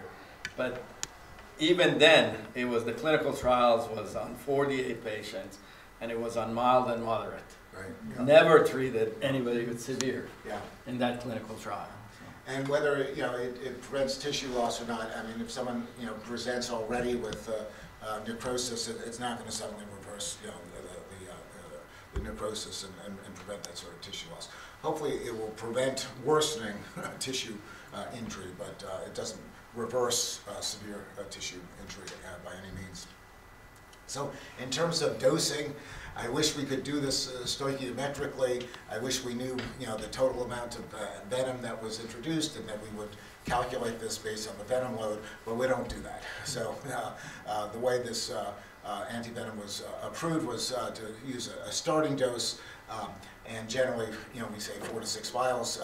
With the old Wyeth antivenom from years ago, it was a larger number of vials, 10, 20 vials at a time, but this is a smaller number of vials. Whether you give 4 or 6, kind of depending on the severity of the bite.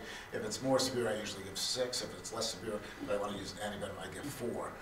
And then you reassess the patient, and that's the critical thing that you need to do after the initial administration. You come back after an hour or two, and you see what the swelling is progressed or not, and you measure the coags and the platelet count to see if there's been any reversibility.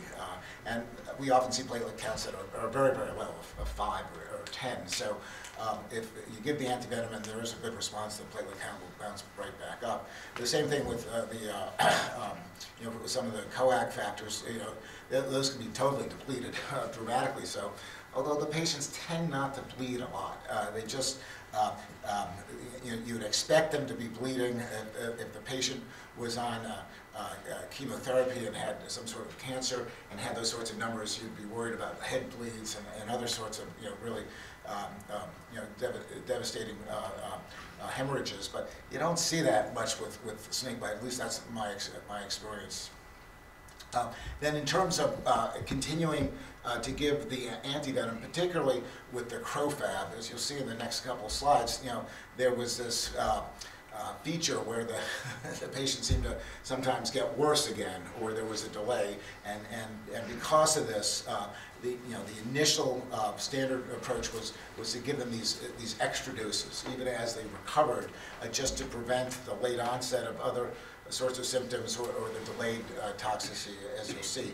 Whether that's required or not is still very debatable, and there's no standard of care. There's a recommendation under the package insert, but there's no standard of care. And I think in the last number of years, a lot of people have been deviating now from the traditional approach, which was used after the release of Crofab initially, which was to give this maintenance antivenom to patients. And again, one of the factors in terms of the decision making is the cost of it, if nothing else. Do you spend another $10,000 or $20,000 when the patient may not need any of this at all? So the problem with the Crofab was the pharmacokinetics and the fact that the half-life was relatively short. And so the effects of the venom, in some cases, were outlasting the effects of the antivenom. And because of that, you would sometimes see this late onset hemotoxicity, which was certainly of interest in terms of how long do you observe the patient for after the treatment. And then the other problem was the recurrence. And so patients seem to recover, you'd send them home, and then 2 days later, you check their blood counts again, and their platelet count would be back to 10,000, and you'd say, well, they seem like they've had a late venom effect. Do they need to come in for retreatment? And these were the decisions that need to be made. So, particularly with the rattlesnakes, less so with the copperheads, the approach is to follow them up after discharge from the hospital to test their coags and their platelet count again, and to follow them closely. And if they had an isolated coagulopathy, we wouldn't necessarily treat them. Again, many of these patients, most of them never bleed anyway, so you're treating numbers. But if they have two-compartment coagulopathy, or thrombocytopenia, for instance, or platelet counts that are real low, then we may treat them. Whether there's data to support that approach, there is none. But this was kind of a gestalt that those who treated these snake bites felt like, well, do we leave these patients to go home with platelet counts of 10,000? It's dangerous. What happens if they fall and hit their head? We probably should retreat. But again, based on anecdotal information. And these are some other risk factors for bleeding as well. So moving on to the newest antivenom in the U.S. is the FAB2, which those of you from India and elsewhere have much more experience with. This was under clinical trials and a long delay to the release for many, many years. Some of the clinical trials were done literally 6-8 years ago, but it wasn't released until late in 2018. And the potential advantage of this antivenom is that it has much slower clearance. It hangs around for a lot longer period of time. So these were a couple of the studies done during the clinical trials. It's only been released, like I said, in October 2018, so there's really practically nothing published yet since it's been released. But there are a number of folks studying this, and there should be a lot more papers coming out in the next few years about the use of the antivib and also comparing the antivib with the Profab to see whether there's truly a difference or not. So this was from one of the early clinical trials, and just really a couple handfuls of patients comparing the two groups. But the group that got the FAB2 seemed to have more detectable antivenom when it was studied further out than the group that just received the Profab. So at least on paper in these small series, there seems to be an advantage. And we'll see what happens in the future. Now, in terms of the use of particularly the FAB2, that was approved for the treatment of rattlesnake bite, and actually not copperheads, which are less venomous, as I described, but we have a lot of copperhead bites in the U.S. And so whether it will be used off-label, like a lot of things are used off-label for the treatment of copperheads, will still be to be determined. The typical starting dose for the antivib is thought to be about 10 vials. And Masa, you have a lot of experience now with the antivib. You usually use 10 vials. We have used it. It looks like for mild to moderate 10 vials, and then anything more than that, you actually need to repeat it. Yeah, okay. So again, all this will be coming out. So I just want to close with this one little case, and I continued to learn about toxicology with my travels. So this was a patient who was bit on the toe, but it turns out he did not have much in the way of local tissue effects, because it was a crate bite, and as was described very eloquently, had severe effects in terms of the neurotoxic effects. Ended up on ventilators. The patient on the right was really interesting, because when it was presented to us on rounds, they said, well, we have no idea whether he's bit by a snake or not, but he presents like a crate bite. He's unconscious, he's a young guy, he's healthy, so we're going to treat him as such. And because of that, they have really good success in treating this patient. And they give him antivenom? Yeah, yes. This is what as I said, that in that particular time period, any young person who comes with this kind of a symptom, I might end up over-treating a couple of them, but I would treat them. And this is the antivenom that's used. Yeah. So thank you very much.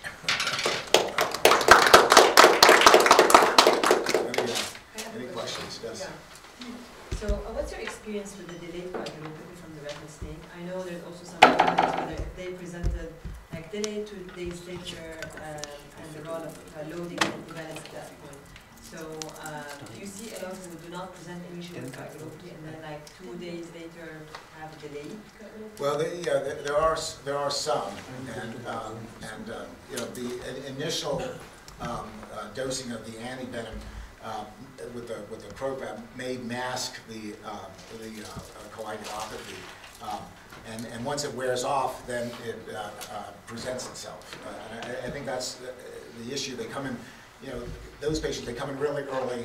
They have swelling.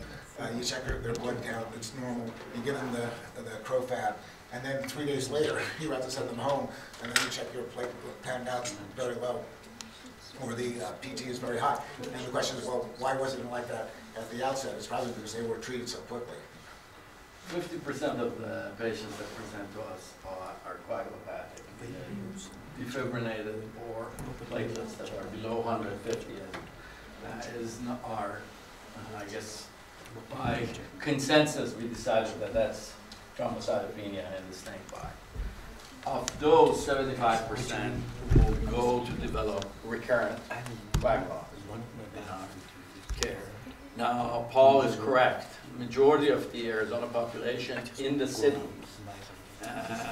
are within an hour of presenting to a hospital. Now, our understanding, because our center takes care of most of the rural Arizona, we see the same thing, even when they present later. It says 50% are coagulopathic and 50% are not. And you can't predict which ones are going to become. Yeah, and the longest we've seen has been 82 days. 82 days of platelets under. And that does not have to do with the reabsorption from tissue? There are lots of theories about why that happens, that whether there's a depot or not, or maybe that individual is, you know, when we're talking about now smaller individuals. We follow them up to 21 days, and then we call them every 6 months up to a year out, just to look for local damage on the, you know, because we get lots of local damage and they need grafting when it's on the tissue of the fingers and toes. How often did you experience anaphylactoid reaction? I mean, in Atlanta we had mostly copperheads, so we didn't much recommend them. But how do you often really see it? I mean, we talk about that. Well, with the Profab, I've yet to see a case of true anaphylaxis, but it's been reported. But that has to be compared to the prior experience where anaphylaxis was happening about a third of the time. I mean, with the old horse serum, and that's why, you know, we're very cautious about the potential of developing adverse effects. But the number of adverse effects with the FAB is much lower.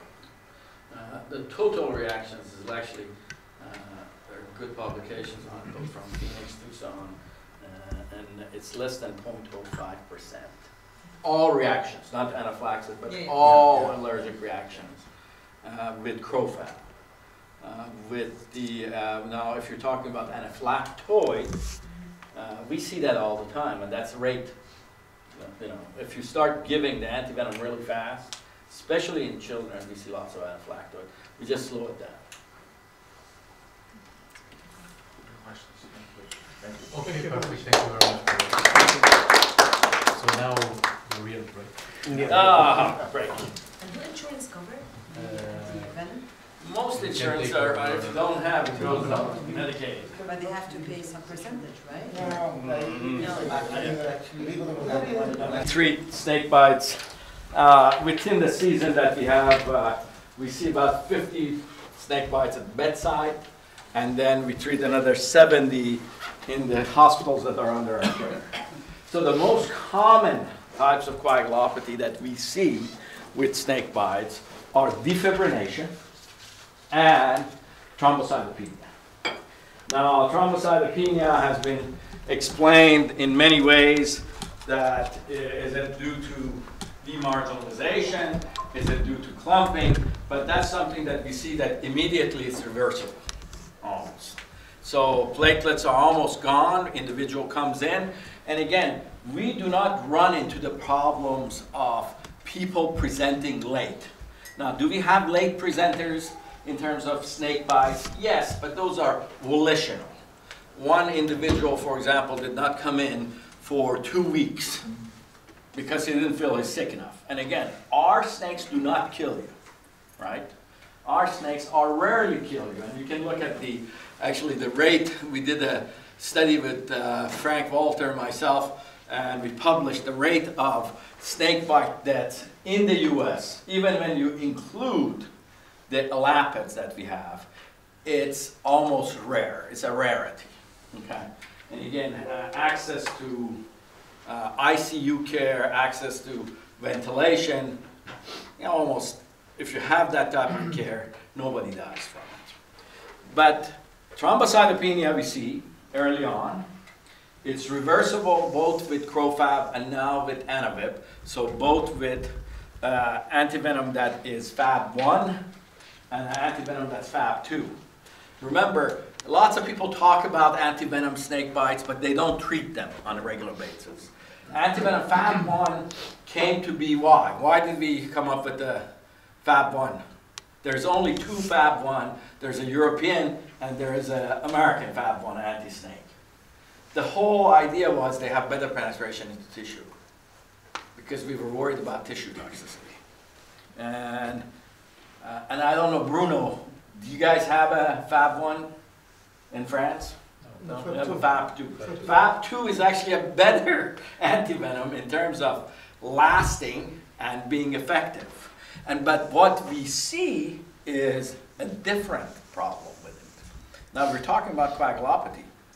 Platelet reversal, we see almost the same with the antivenom that's a Fab1 and antivenom Fab2. So people come in, you measure their platelets, it says 30, 60, undetectable.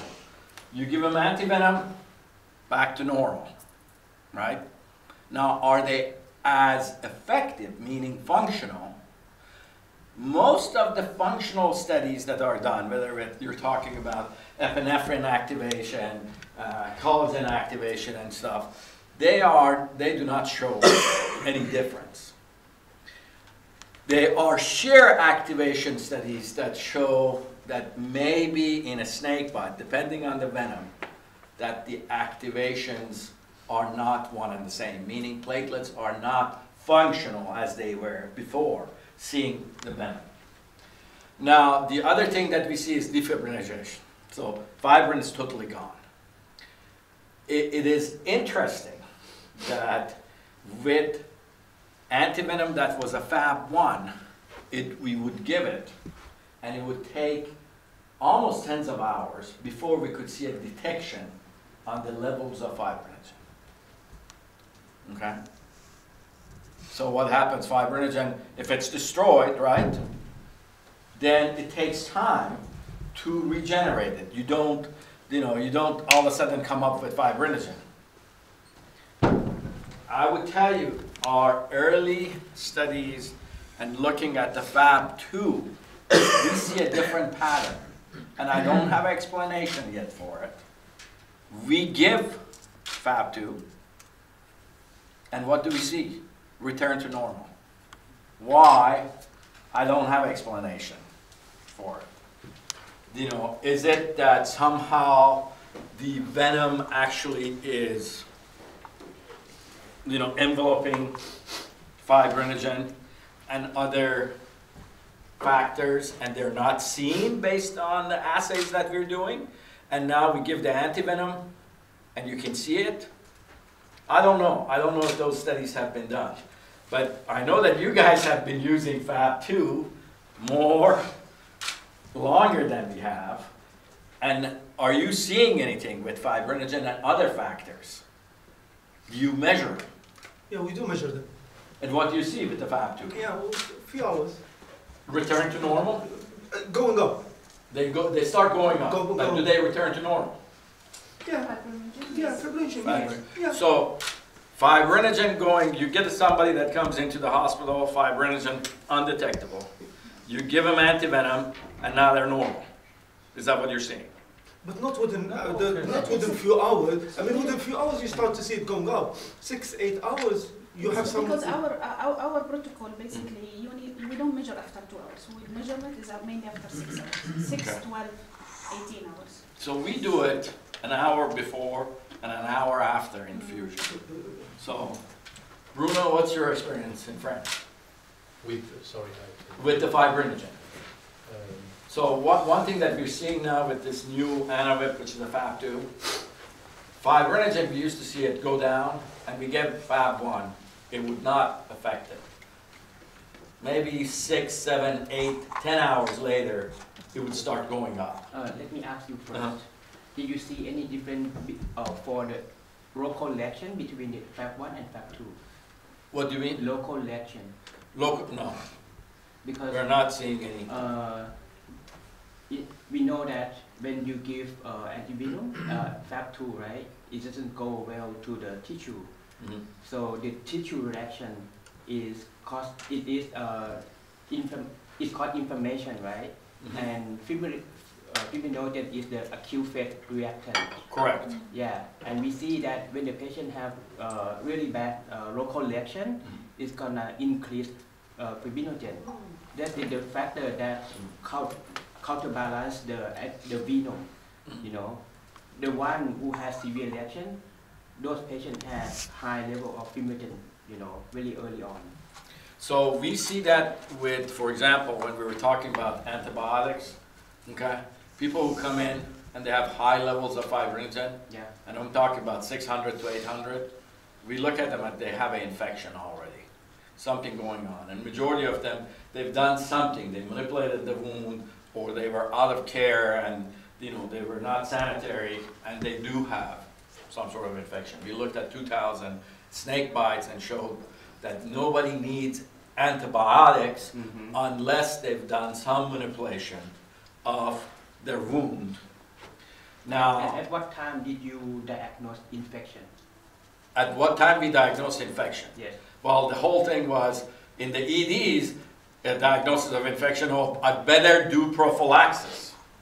I know, because usually we do not do. Venom can cause local reaction, right? It's inflammation is not infection in the first few hours, like up to like 6 to 12 hours. It's not possible. Infection can happen within like 6 to 12 hours. So if you diagnose infection within 6 or 12 hours, it would be not that infection. It should be inflammation from venom, I think. Well, yeah, that's what the toxicologist consider, right? But the regular emergency physician, even in the United States of America, right? Yeah. One thing that they did is like, let's give them antivenom and let's give them antibiotics immediately, okay? And we used to see, actually, with that practice, we used to see more reactions because the risk of having a reaction to the antibiotic is much higher than even to the antivenom. So we used to see lots of it, and that was a common practice. And still goes on, although our recommendation after we published this is that you do not need to do any prophylactic treatment. The venom itself, at least the venom of North American corrodal head, is bacteriostatic, okay? Even if you don't consider anything else. So, but when we're talking about acute phase reactant, right? Yeah. So the patient would come in and they had a high levels of fibrinogen. We would say, okay, this is probably an infection. Now what we're seeing is low levels, okay? And we're seeing a rise, immediate rise.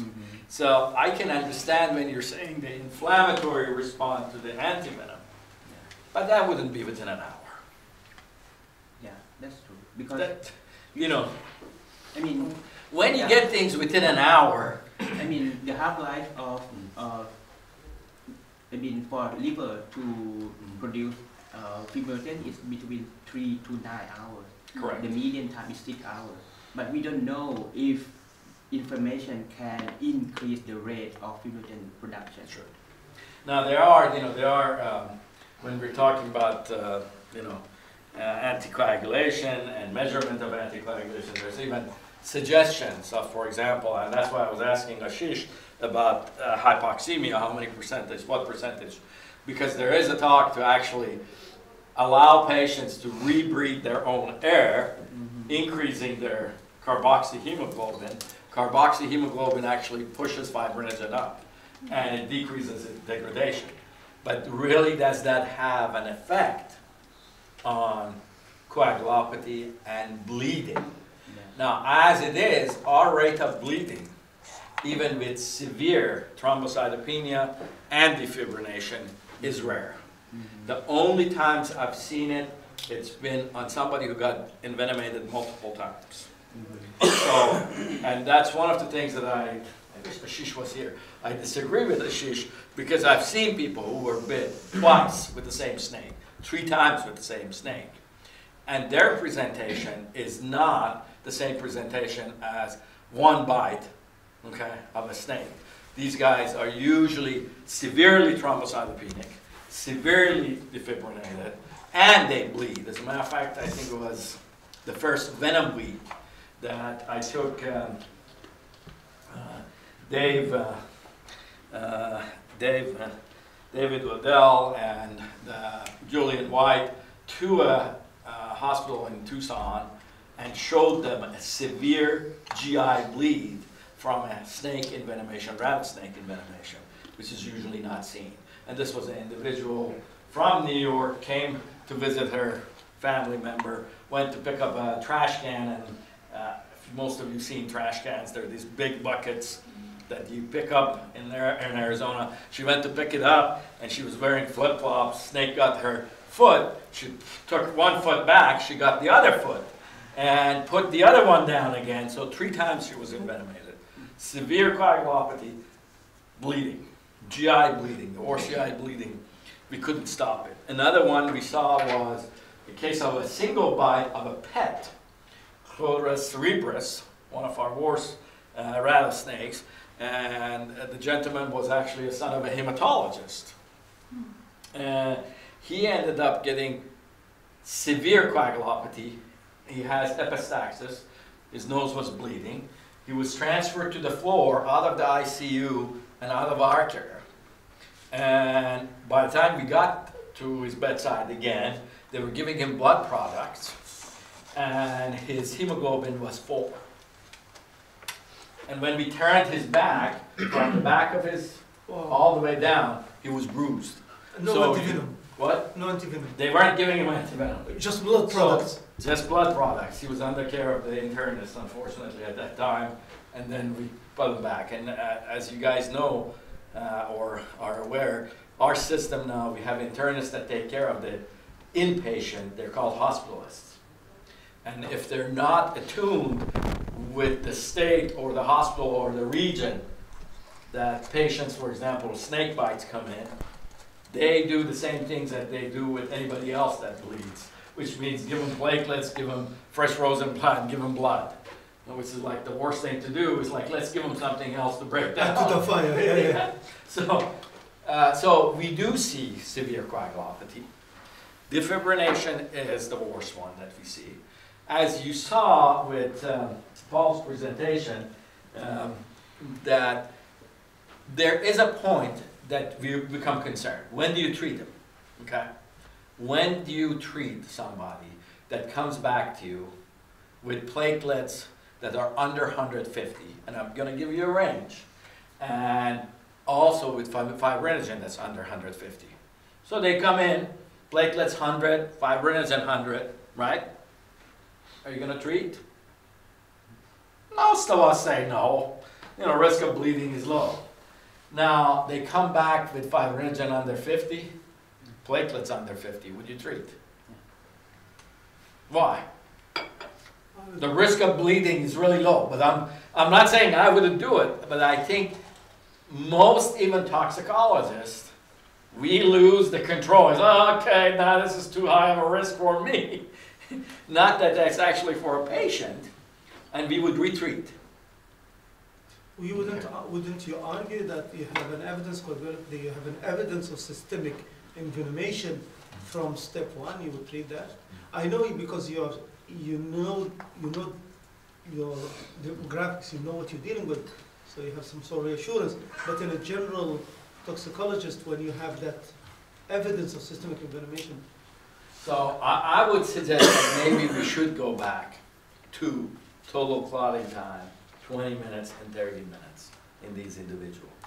Because really, our empirical data is dictating that these people are they're not at risk. There are our recommendation for anybody that goes home after snake bite, rattlesnake bite in Arizona, is that no provocative action. You do not go to dentist to pull a teeth. You do not go for any cosmetic or elective surgery. You do not go under any high-risk activity, which are contact sports, okay? Jumping out of a plane, and the reason is we get lots of young people, and Arizona is known for their activities, right? We have people who go out of the hospital and says, okay, can I go and do a skydiving now? You know, of course we tell them no, because they are at higher risk. But in our general population, these people don't bleed. Those studies have been done. Fibrinogen low, platelet low. The only study that I've seen was actually a torsional peg that was done. And it showed that platelets under 60, okay, it didn't matter how much fibrinogen. Platelets almost played the role of what you would call a spoke in a wheel. If you didn't have that, fibrinogen didn't matter how high it was. If your platelets were low enough, that clot was not stable. So really, maybe we should be looking at just platelets being under 60. My suggestion is going back to total clotting time, yeah, or looking at the limited in 20 minutes or 30 minutes clotting time for these people, at least in the United States. I opened the forum to my colleagues who've been using FAB2 more often and for a longer time, and hearing your suggestions also. Yeah, we use 20-minute whole blood clotting test as a bedside test. Thailand? No? We use the 20 whole blood. In Thailand? Yeah, in Thailand. Yeah. So you do it initially for determining treatment, but not for disposition. For No, disposition as well. So when you send them home, you also make sure that they're... Yeah. Same as Okay. Myanmar. Yeah. Same Okay. like those Myanmar. So you do also that? Yeah. No, in Myanmar. Oh, in Myanmar. In Myanmar, they have the same protocols as Thailand. Myanmar, We okay. don't. We do the clotting test is on the patient arrival, and the reason is because the coagulation profile can detect. You're doing the INR you're talking about? No, the bedside. The bedside, okay. You We- do it only in the... At the time of presentation. And you don't do it later on? We actually have a study already. It's a prospective study to compare 20-minute whole blood clotting test with the PT, PTT, and fibrinogen. We use the fibrinogen level less than 100 as a gold standard, and then we compare 20 whole blood clotting test with the fibrinogen level. Is the sensitivity is about 93, 95%. Oh, I'm sorry, 85% sensitivity, but specificity is about 95. 95%. 95. And the sensitivity is the highest one for the 20 whole blood clotting test, nothing else. And same thing with PT INR, but you need to use the INR cut off as above 1.2, not 1.5, to reach the highest sensitivity at 85%. And when you go to send them home, usually for us is about close to 36 hours that we send them home. Usually in Thailand, for green pit viper bite, we take the blood at time when they visit, about 2 or 3 hours, and then another 2 or 3 hours later, if it's normal, we send them home, and we have them follow up at the outpatient, but go back to ED, not at the outpatient clinic. And the rate of... Under toxicologist, observation. Yeah. And what's the rate of reoccurrence? Yeah. We follow them for 3 days, okay? But we have them follow up once a day until 72 hours. And we did a retrospective study back 8 years if we have any revisit between the time 6 or 7 hours to 24 hours, because we send them back home at that time. So we are concerned about their safety. So there's only 3 patients came back in 320 cases. 320 and 20 patients, you said, or 3 patients? 3 patients came back. Out of? Out of 320. 320.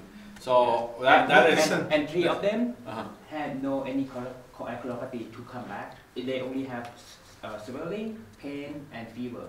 Okay. Nobody died. I already published that in QuinTalks. It just last month in QuinTalks. Look it up. Okay. Yeah. Thank you very much, guys, for the sake of time. Yeah, Thank you. I'm going to sit down, but I would tell you, 50% right off the back are coagulopathic, 75% of them are recurring. So our rate is much higher. Yeah. Interesting.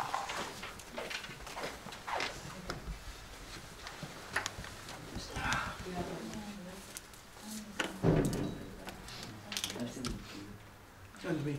And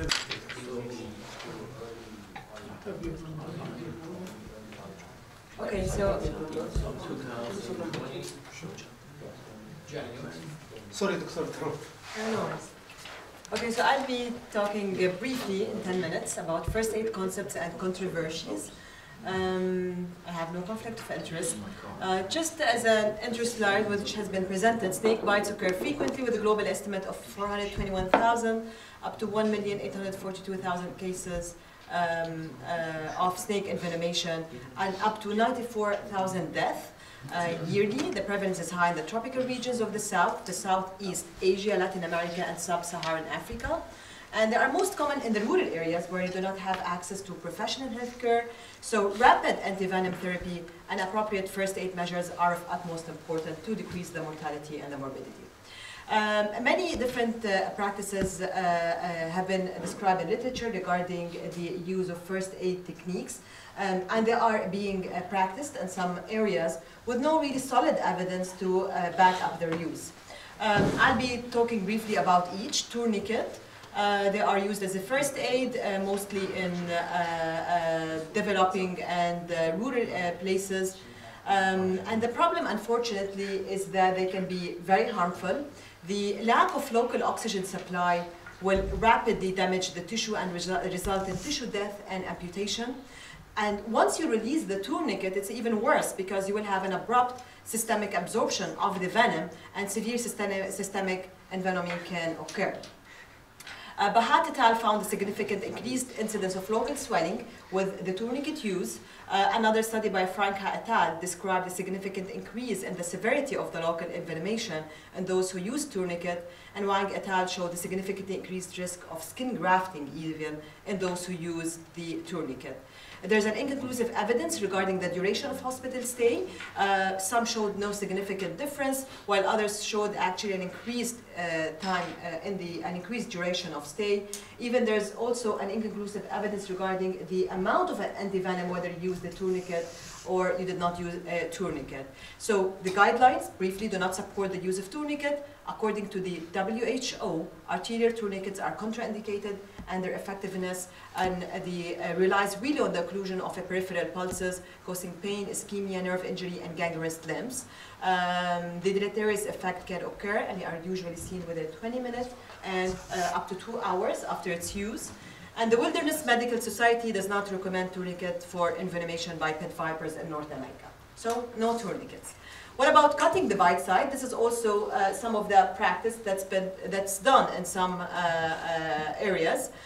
It's an oldest form of treatment, and the theory is that you promote local bleeding, and eventually what really happens is that you will have severing of the tissues, including the arteries. You will have, even the wound chewing can increase the risk of a secondary infection, and persistent bleeding can occur as a consequence of the venom-induced uncoagulable blood. So it's really a terrible way to just consider as a first aid measure. Regarding venom extractors, this also has been described as a first aid approach for snake bite management. There's different actually venom extractors. There's some of the forms are called the black stones, and they are long advocated as a first aid. The premise is that they will absorb the venom once you put it at the bite site due to the porous nature of the black stone. There's no evidence to support this. There's other even venom extractors which can range even from a negative pressure extractors to so different complex forms, and they are even online. If you just Google them, you can find them online, and they are being advocated. They actually give a false sense of security and cause local tissue destruction. And the current guidelines from the Wilderness Medical Society and the American Heart Association do not support the use of any venom extractors or mechanical suction for pit viper envenomation. What about freezing, burning, and shocking? The use of extreme cold as a first aid is another option that has been used, and it actually results in local tissue damage without any benefit. These shocks neither reduce toxicity in rats that were injected with sublethal doses of the Bothrops atrox venom, nor reduce the lethality in the mice. And in one case, actually, it resulted in coma and incontinence. The United States FDA has banned the use of these devices, and which were previously actually sold to the public for the treatment of the snake bite and the spider bite venom. So there's really no role for any electric shock or any freezing cryotherapy. What about lymphatic flow inhibitors and trypsin injection? This has been described that the lymphatic flow inhibitors release nitric oxide, and which will inhibit the intrinsic lymphatic pump and delay toxicity. Another form is the use of trypsin, which is a proteolytic enzyme that will degrade the protein toxin. And the injection of trypsin at this site has been efficacious in the treatment of eastern coral snake envenomation in an experimental study. But up till now, since there's no really solid evidence for that, they are not recommended, neither the use of trypsin or the lymphatic flow inhibitors such as the GTNO. Further studies are needed to really show its benefit. Now, what about pressure immobilization? There's lots really of controversy regarding the pressure immobilization. The use of pressure band immobilization is controversial in North America. It's due to the perception that they worsen localized tissue damage, and it's discouraged in the American crotalids. The logic is that it's better if you let the venom diffuse to reduce the local tissue damage rather than apply pressure immobilization. And most pit fibers are unlikely to usually cause lethal systemic effect. So that's why they are really not recommended in the American crotalids. However, also a joint statement has been issued in 2011 by ACMT, by AECT, and AAPCC and other associations. And briefly, it mentions that the available evidence failed to establish any efficacy of pressure immobilization in humans, but it does indicate the possibility of serious adverse events from its use, actually. And the use of pressure immobilization for the treatment of North American crotolid inflammation is not recommended. So this is a statement from multiple societies in 2011. However, if you look, some authors actually supported its use in the potentially potent neurotoxic or coagulotoxic in the non-Australian snakes that are limited to these snakes, the Echis, the Dysphalidis, and the other ones, and the Naja and the Microrurus. However, further research is required as there is insufficient evidence to support or discourage its use. If you look at the American Heart Association First Aid, you will find a little bit different, that they actually state the use of pressure immobilization for venomous snake bites could be considered by applying a pressure immobilization bandage with a pressure between 40 to 70, not too tight and not too loose in the upper extremity, and between 55 to 70 in the lower extremity, around the entire length, and you splint and transport the patient. It's just a reasonable way that it will slow the spread of the venom. But the effectiveness really has been demonstrated for non-neurotoxic American snakes. So you can see. Let me make a comment on that. That was based on a study that Sean Bush did when he was in California on a pig. True, and it was actually a misunderstanding of the results of that study that American, Heart Association established this recommendations, and we have informed them multiple times. But as you don't want to go take care of your heart when you have a, you don't go to a proctologist for your heart, you shouldn't be going to a cardiologist for your envenomation. Correct. But again, I mean, different associations, those really discourage its use, just the American Heart Association.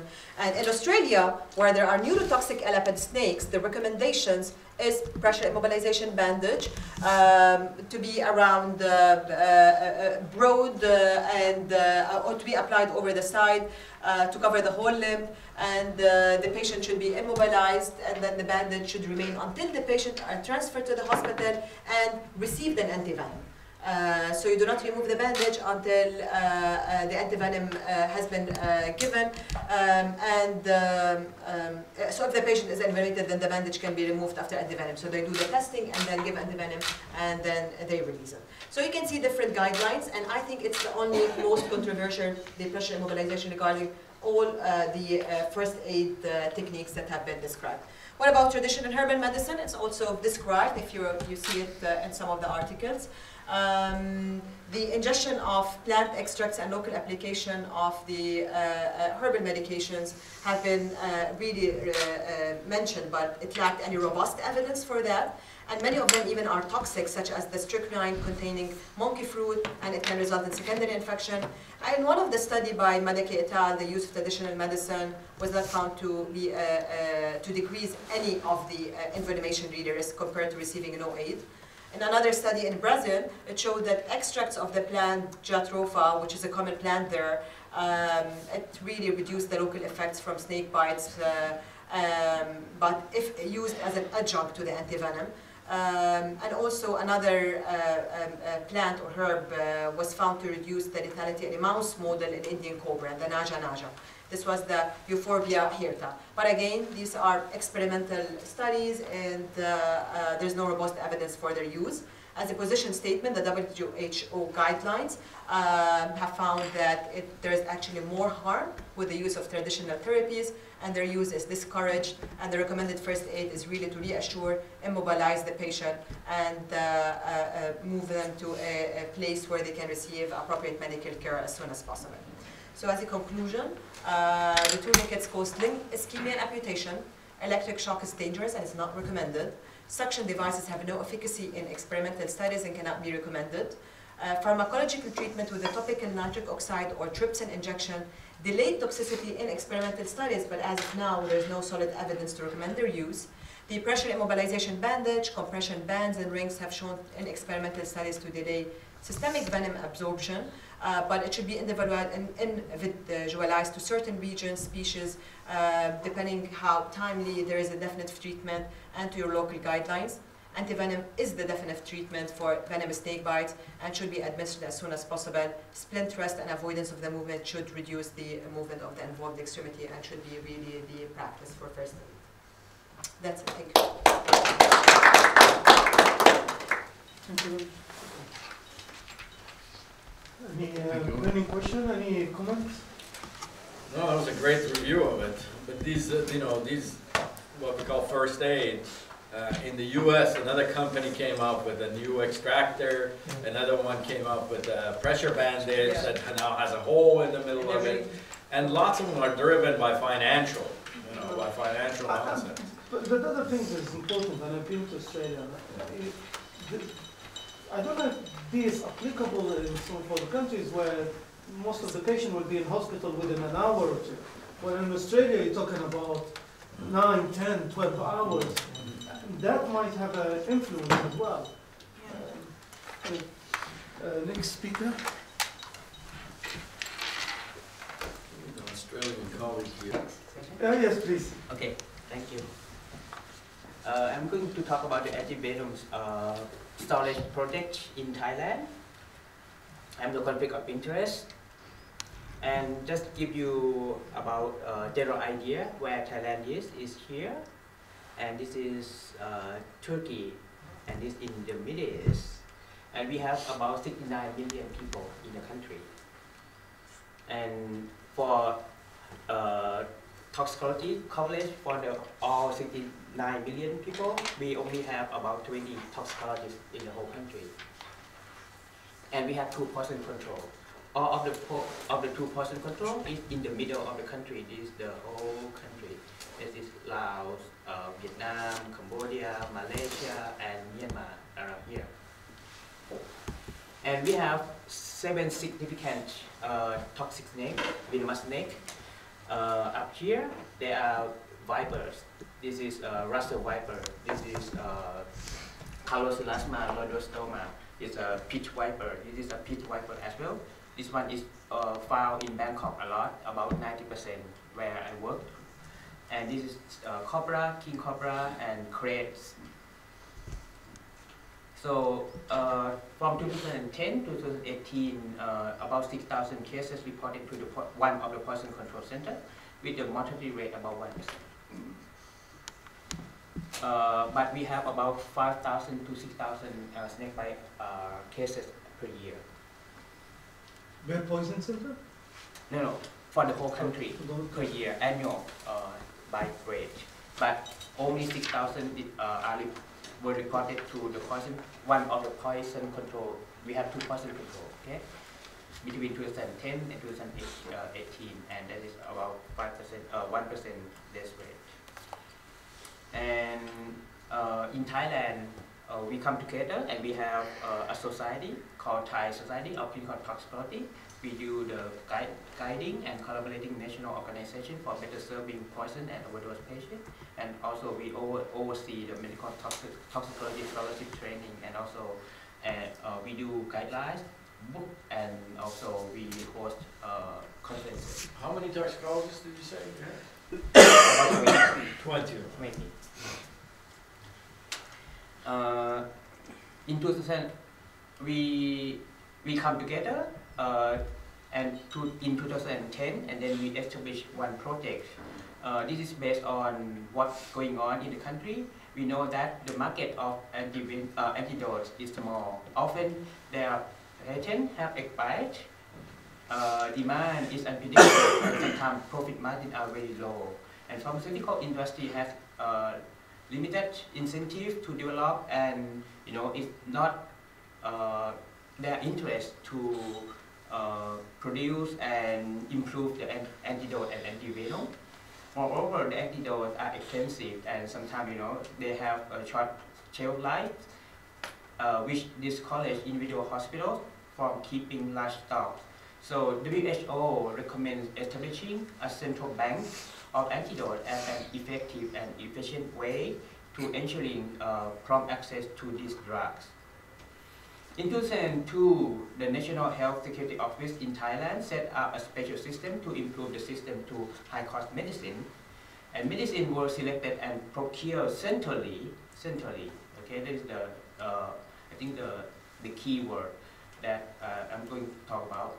And manage all the supply chain and was outsourced by the government pharmaceutical organization, which called GPO, to the private sector. By this method, we can save about $1 million a year. 1 million or 100 million? I'm sorry, 100 million. Oh, 100 million US dollar a year.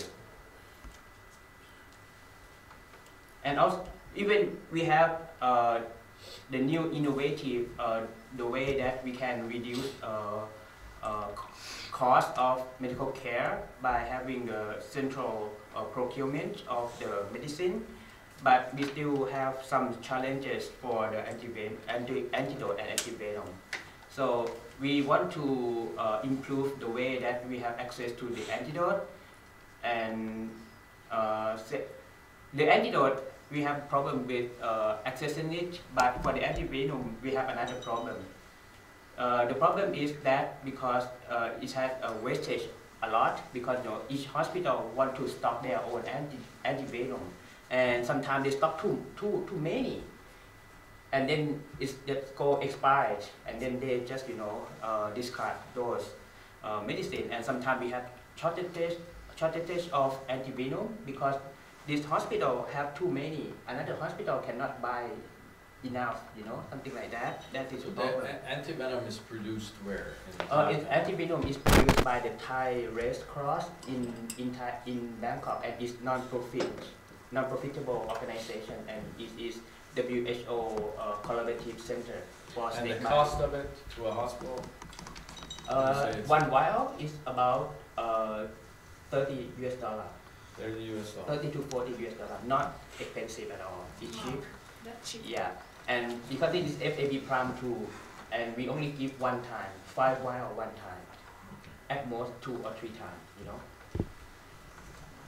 Yeah, it's not expensive, yes, because we produce it ourselves, and some of the antidote in this stockpile, we also ask the Thai Red Cross to produce for the country as well. So we have like antidote for cyanide for sheep, methylene blue very cheap as well, because we can produce in our country by the Thai Red Cross and the government.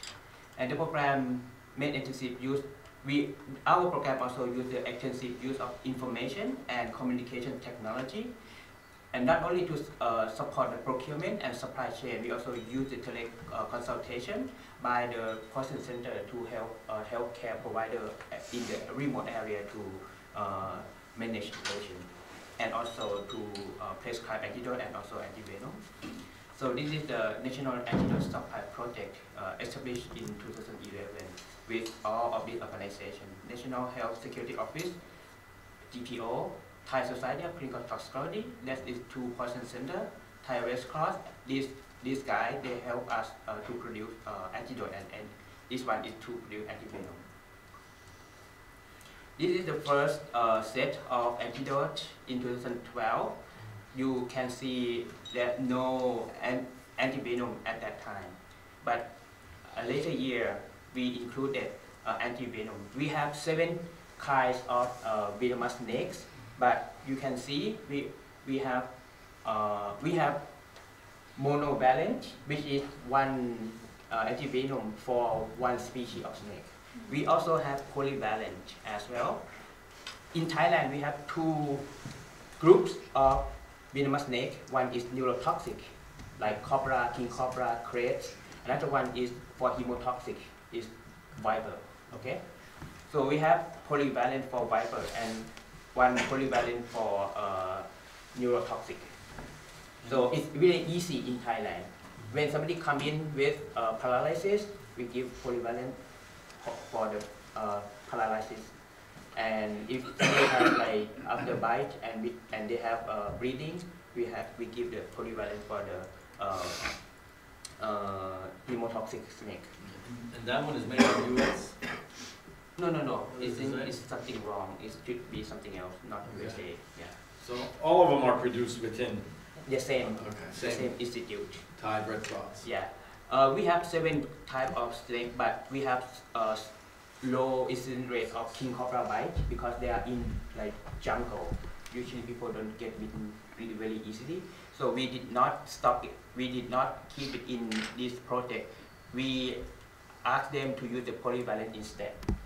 Okay, because So why they have the monovalent like multiple? Why because not? monovalent is in a long time ago. We just produced the polyvalent, and the number that the manufacturer produced the antivenom more for the monovalent and less for polyvalent. But I don't know. And most of the time, these patients they'll come without No, in Thailand we know. We know which snake has been. We have a diagram to identify which one is which snake. Yeah, and many like times they bring. And the patient they will bring the snake with them. Yeah, many times. They snake. Yeah. And in Bangkok, we only, for the viper, in Bangkok, we only have green pit viper, so it's easy for us to identify.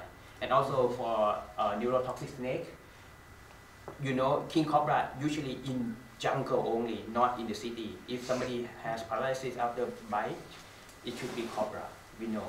Yeah, we have epidemiology study about that too. And this is all the antivenom. Some of these are exported to USA as well. I see some of these at the zoo Atlanta 8 years ago, 10 years ago. Yeah. We have in Phoenix Zoo. We have also. Oh yeah. Because the exotic. Yeah, because Yeah, of exotic. Yeah. I also have a publication about exotic snake bite in Quintox into back 2010 probably. Yeah, you can look it up. I write about it.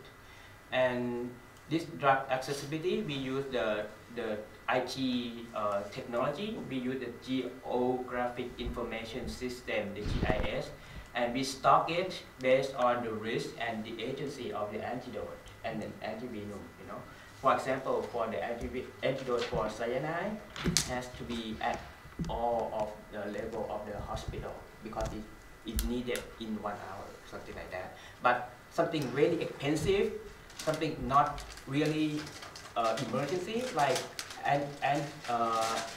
antitoxin for the botulism. Because it is very expensive, we only have it in Bangkok. And then we can fly it to whatever happens. This is based on the urgency, like cyanide antidote, you can see all of the provinces in Thailand. The mercapol, you know, fewer, and then botulinum antitoxin only in Bangkok. Do you locally produce it? The botulinum? No. You import it? Botulinum is from Germany. Germany. And it is heptavalent. I'm sorry, trivalent. Trivalent. We only have like, we only procure about 10 vials a year because we don't have that much maybe. Yeah. And this is the web online that any hospital in Thailand can access, and they can know exactly. It's in real time. You can pinpoint the antidote, antivenom in real time, and you know the stock in real time. We have a similar thing called antivenom index. Yeah, I'm going to. All poison centers have access to it, so that they know where Yeah. exotic. And you can put Only like. exotic? No, we have, well, everybody else has non-exotics, right? It's the exotics that you have to procure because you need it and they're not available. So based on the zoos, based on the various institutes, research institutes, like in Tucson we have an agreement with Phoenix Zoo because we have our own exotics and our own snakes. So we have an agreement with them to keep certain number of vials of exotic snake antivenom. Yeah, it's everywhere in the US like this. In Atlanta, the same thing. I did the exotic thing by drill at the zoo Atlanta. They also have a whole refrigerator for antivenom from outside the country. Yeah, any kind of toxic animal they have, and if the antivenom is available, they have all of those antivenom in the fridge. Okay. I'm going to finish soon. So after we put everything we want to know, like what kind of antivenom, what is the antidote, what is the distance that we can go, number, address, hospital, and then we can know exactly where we should go for. And relevant changes after we have this project is adjusting the sub-national stocking and distribution of antivenom to match the local prevalence of snakebite cases, resulted in more efficient stock management and also reduce the cost. So how much we reduce it? You can see here it's about $2 million US, and in 2012 from $2.2 million US down to $1.2 million in 2013 to 2016. It's about 50% cost reduction. And this is because we for example, when antivenom is like 6 months, it's going to expire, and then they relocate that antivenom to another place that has high turnover rate of the antivenom, something like that. And this is already published and also on the lesson from the field on the WHO website. You can look it up. And for the summary of the main lesson learned, the strong and sustained policy support and full funding from the national budget ensure adequate supply of essential antidote and also antivenom. And a web-based centralized procurement and distribution ensure these essential medicine were available, minimize cost, reduce waste, and save lives. Thank you. Thank you very, very much. So at that time, we will progress to the next session on the debate on pre-medications. Dr. Mohammed Al-Mohammed. Yeah. Good afternoon. So as I totally agree with Dr. Ashraf, our community different than USA. So I remember in the emergency department once there is a family of 5 people. They came to the emergency because they found there is a snake in one of the room. They are seeking to be examined and to be screened because they get scared and maybe they had a venomous from this snake. But yeah, people, they are always seeking to have an intervention. You have to do something for us, otherwise you are not a good doctor, or we go and complain. Even if they have a problem after 10 years, they will say, oh, that's because they missed that snake. So I will start my talk about debate actually. So it is a debate regarding the pre-medication. So just to convince you, this is my aim actually, my main objective to convince you with what I will do is to give the pre-medication before the antivenom. To convince people they are very expert in this field is one of the difficult things, but again I will try my best to convince you. So for things like this is a controversial, we depend on many things, not only the evidence base or the study, we depend on the experience, we depend on what we are feeling. So especially we are talking of working in emergency department, there is a lot of factors, not only studies or papers written before 10 years, before done in different ways. So I will not try to repeat the things what you mentioned, but imagine that when you have a patient, he developed an anaphylaxis after you give him antivenom. This is a very nightmare for us as an emergency physician.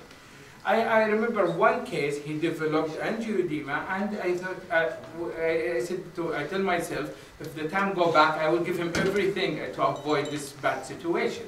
So there is a lot of antivenom reaction, which is sometimes severe.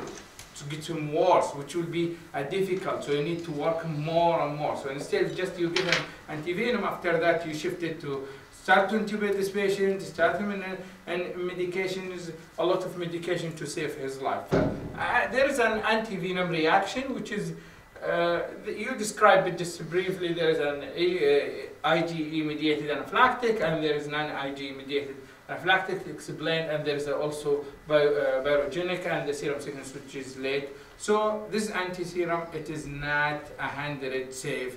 It carry a lot of risk. So this is just an estimation that's in, it's reached to up 50%. The adverse reaction and severe systemic anaphylaxis, which is the most important things when the patient become hypotensive, cyanosis, altered level of consciousness, develop in up to 40% of these cases. There is variation in the percentage of the reaction. It's all the literature reviews depend on the production of the antivenom. Antivenom, it's not produced everywhere the similar. As one of you, he mentioned it before, in the old one, now they have different technique of producing. Each country, they develop it in their own way. So that carry different percentage of anaphylaxis, of complications. But it depends mainly on these things. What's medication we use? Adrenaline and antihistamine and corticosteroid. So this medication we use to give it in emergency medicine. And actually this is a nice medication. So most of the time, patient coming sick, you give it, you become happy. So if I give it to this patient as a pre-medication, what's the harm of that? So let us see what's the evidence behind it, or is there any good literature supporting that? So I will be biased a little. So this one study is low-dose subcutaneous adrenaline to prevent acute adverse reaction to antivenom serum in people bitten by snake, which is a randomized placebo-controlled trial. They found that a reduction from 43% to 11% if you give low-dose subcutaneous adrenaline as a pre-medication. And there is no adverse reaction to the adrenaline were observed in this study. With limitation of these studies, but again, there show big changes in reduction from 43 to 11% from that side effects. So where was this study and what was the type of antivenom? Do you know? This is what I'm trying to avoid. Okay.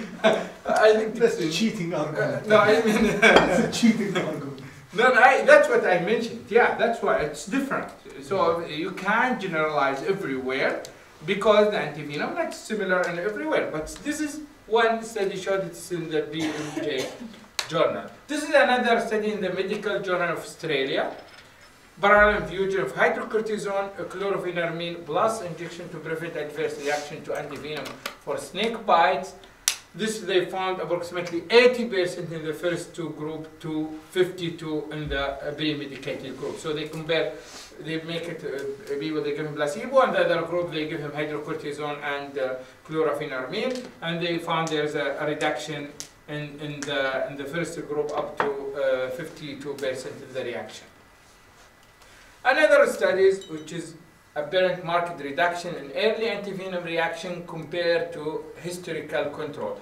This one, what he did, he collect all the historical from, he collect from 220 to 2006, and he start to give the people pre-medication and he compared with the previous one.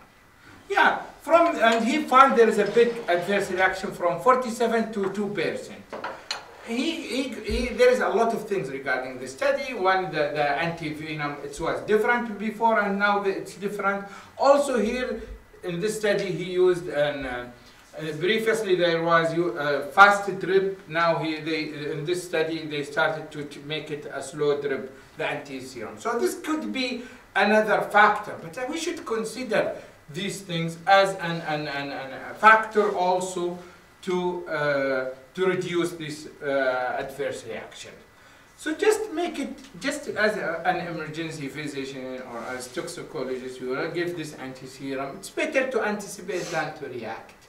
So if you face one case in real life, patient he develops severe anaphylaxis, you will say, listen, I will give every patient pre-medication. I don't care for what all this is because this could reduce. Yeah, well, I know. Maybe this patient, he will develop, even you gave him, but at least you are anticipating this one by our preventing, especially if you are not sure about the purity of your antivenom, you are not sure about this, how they produce it and how there is this side reactions. So this is just, I tried my best to convince you. I'm sure you are convinced. Thank you, Mr. Mohammed. We'll do the other part discussion. Mohammed, you try now, he convinced you. No, we'll finish and then we give them 2 minutes or 3 minutes to discuss.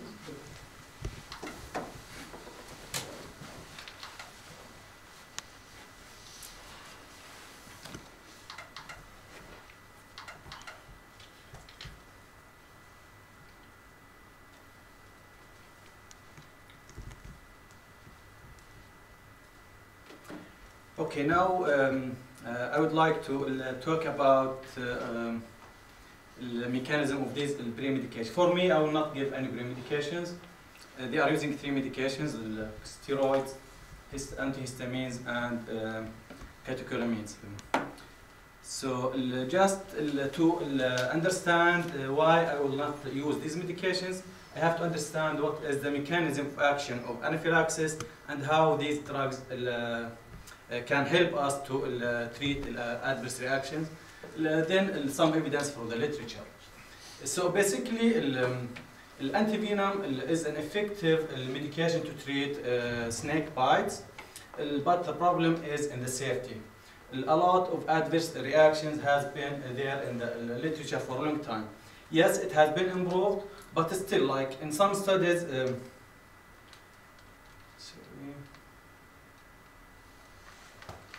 in some studies, adverse reactions reached up to 50%, and in some other studies, adverse reaction has been at around 10%. So there is a varieties in adverse reaction, and this is most likely secondary to the quality of the antivenom. So instead of trying to treat these adverse reaction, why not to put our efforts to improve the quality of production and to see why there's variations between the different manufacturers. So these are types of hypersensitive reactions. Most of the reactions that we see with the secondary to antivenom are antibody mediated. We have type 1, which is IgE mediated reactions, type 2, and type 2 is non-IgE mediated, and type 3 is the serum sickness or the delayed one. So basically we have to understand the mechanism of each one of these hypersensitive reactions and how we can treat them. So the first one is IgE mediated. Basically, IgE mediated anaphylactic reactions are early. So, and the main cause for these reactions is the presence of IgE against any component of antivenom. Antivenom, there's proteins and antigens. So if injected in someone and he's having IgE against any component of the antivenom, then they will develop this type of reaction. So this is an example of how these reactions will develop. This is the mast cell, and inside the mast cell we have a lot of inflammatory mediators, including histamines, leukotrienes, and prostaglandins, and other inflammatory mediators like TNF-alpha, interleukin, 4, 5, 6, and the others. So basically, once there is interaction between the IgE and the proteins, this will cause degranulation of the mast cell and will release inflammatory mediators, and this is the cause of these adverse reactions. So for example, what will happen if histamine is released? You will start to have, because we have histamine receptors distributed everywhere, so they can cause bronchoconstriction, they can cause itching and skin rash, urticaria, increase acid secretion in the stomach. Also, they can act in blood vessels, cause vasodilatation and inflammation of sinuses. So, to summarize, IgE-mediated anaphylaxis are early, caused by basophil degranulation and release of histamine. So these are clinical manifestations. So, The other types of hypersensitivity reactions are related to complement activation, and they will have the same clinical manifestations. Like they will have increased vascular permeability, vasodilatation, skin rash, urticaria, and pain.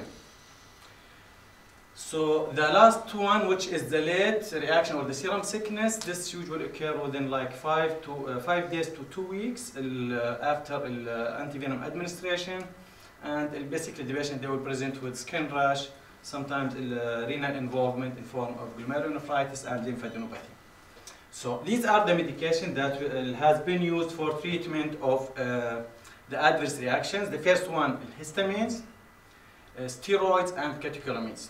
So if we go for histamines, they will act on antihistamines, they will act on H1 receptors.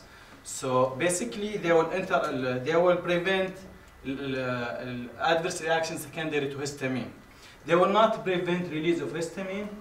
Histamine is released already. So even if you will give a pre-medication, they will not prevent release of histamine. So only they will counteract the actions of histamine. So theoretically speaking, they are not useful in treatment of these adverse reactions.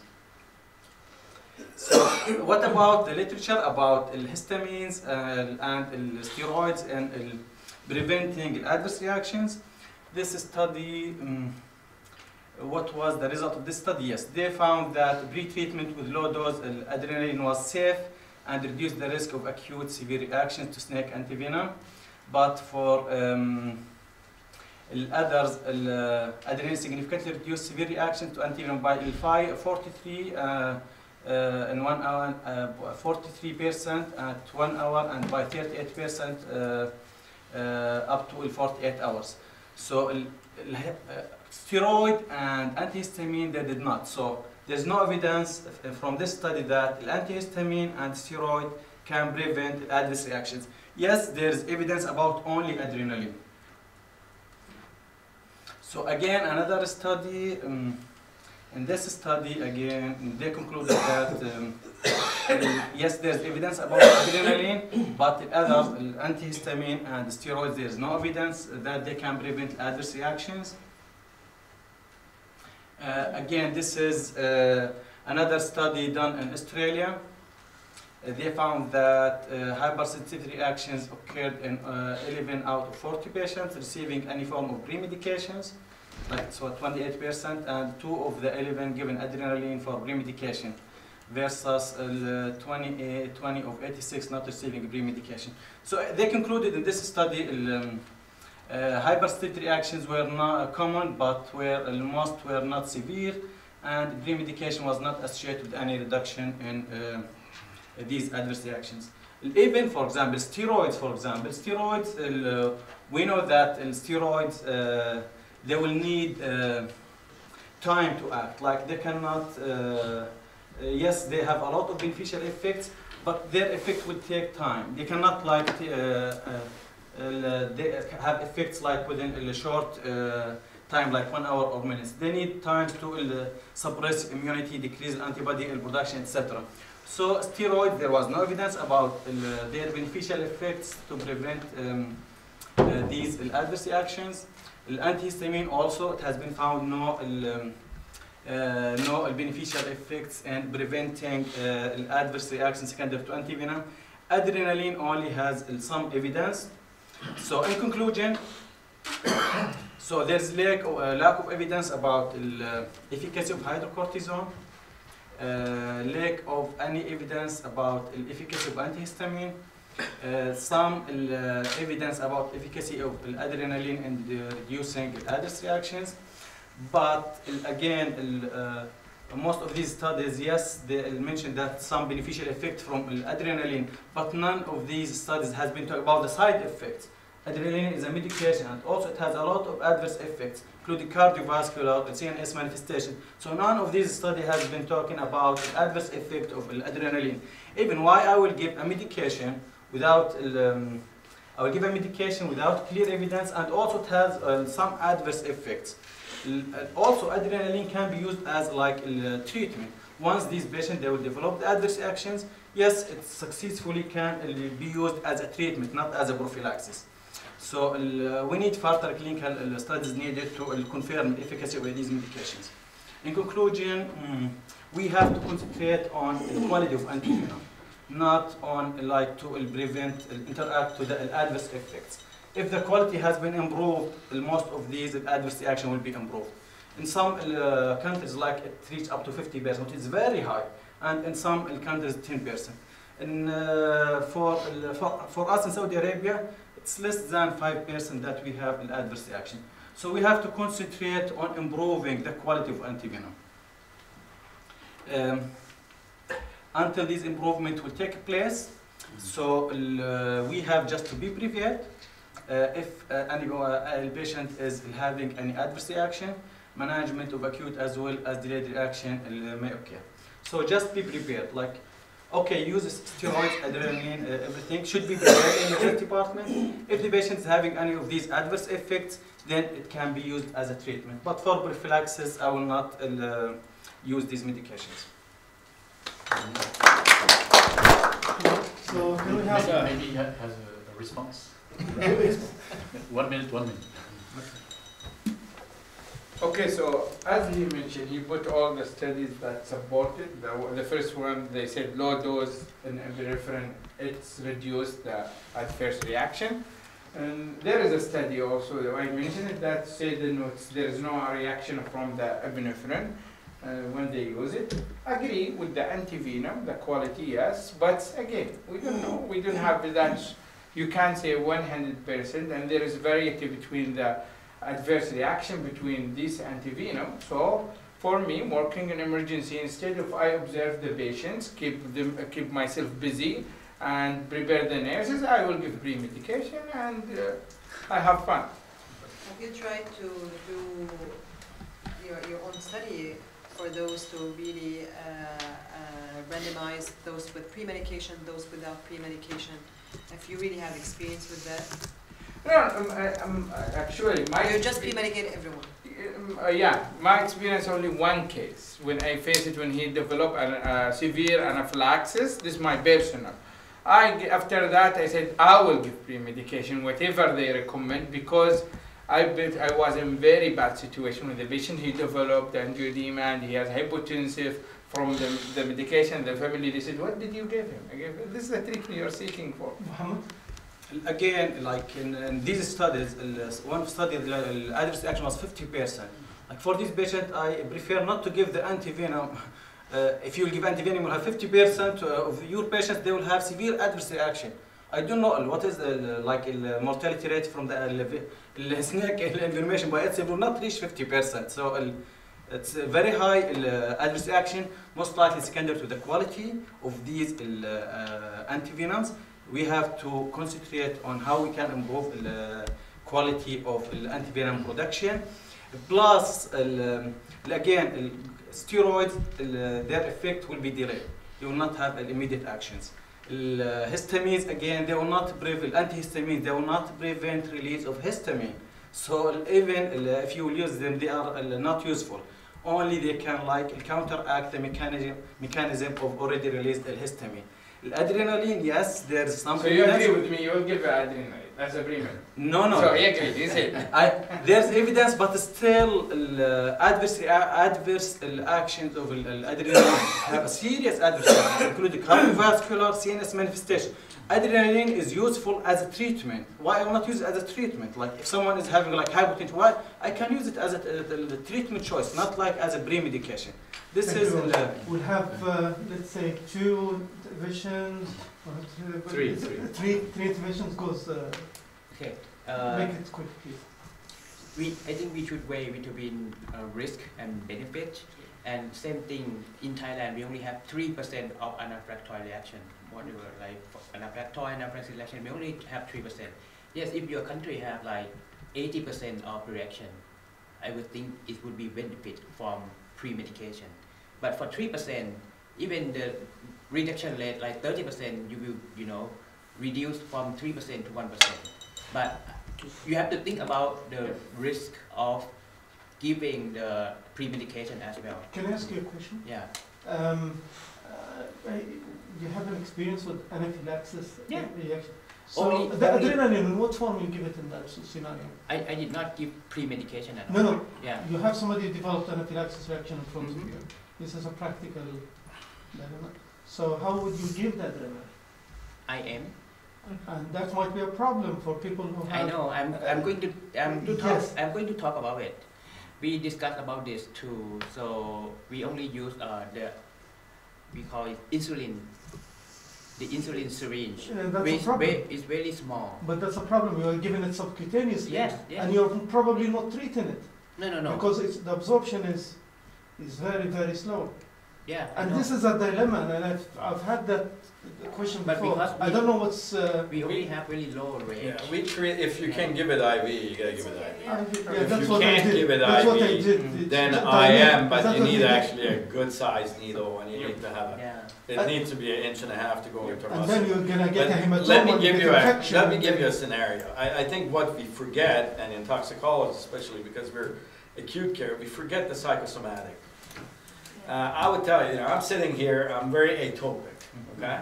I haven't been given antivenom, but I would suggest you come. I tend to scratch. I say, come rub my arm right now, and you see how it's bumped and how red it is.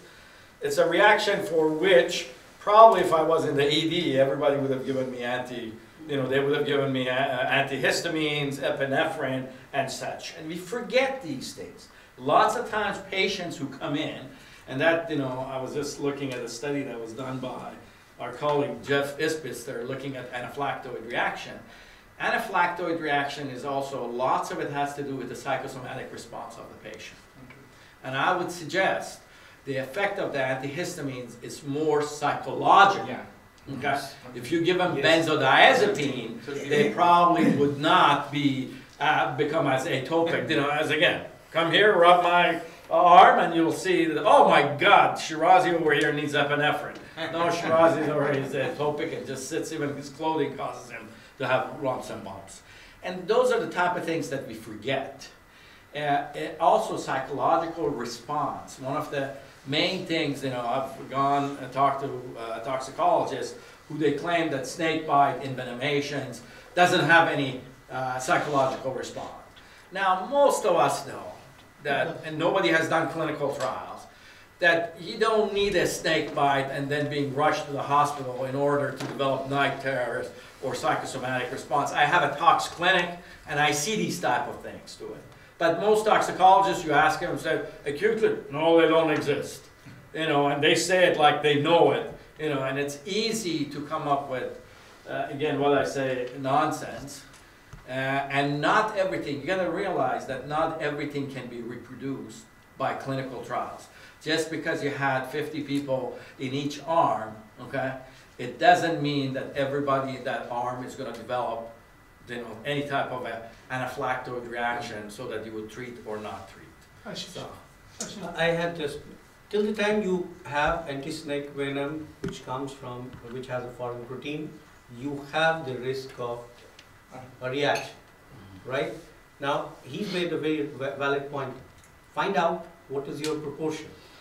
Even if it is 50%, you are giving pre-medication to 50% people, and it is a medication. It can have potential consequences. I've seen MIs actually. That's very, very important. So who is using pre-medication, just to know? I don't. Who's using? I don't. We stopped the infusion and for pre-medication, I might give somebody a benzo just to chill them out. Because I know that person is gonna have not an allergic reaction, but they're gonna go haywire. But I've seen MIs actually from severe bee envenomation, and they gave the individual adrenaline, 89-year-old, and of course the troponin bumped. But you have to be careful in tropical country, because if you give benzo, many patients got bitten by cobra. Yeah. they have, you know, neurotoxicity, and you don't know if this is from I would renal suggest- or this is from I would basal. But we're suggest- talking about 1 milligram or 2 We're milligrams. talking about looking at your patient and I treating. know. Yeah. The fact that it's most of the medicine, you know, the reason it's also art is that you know which patient of yours is going to freak out, okay?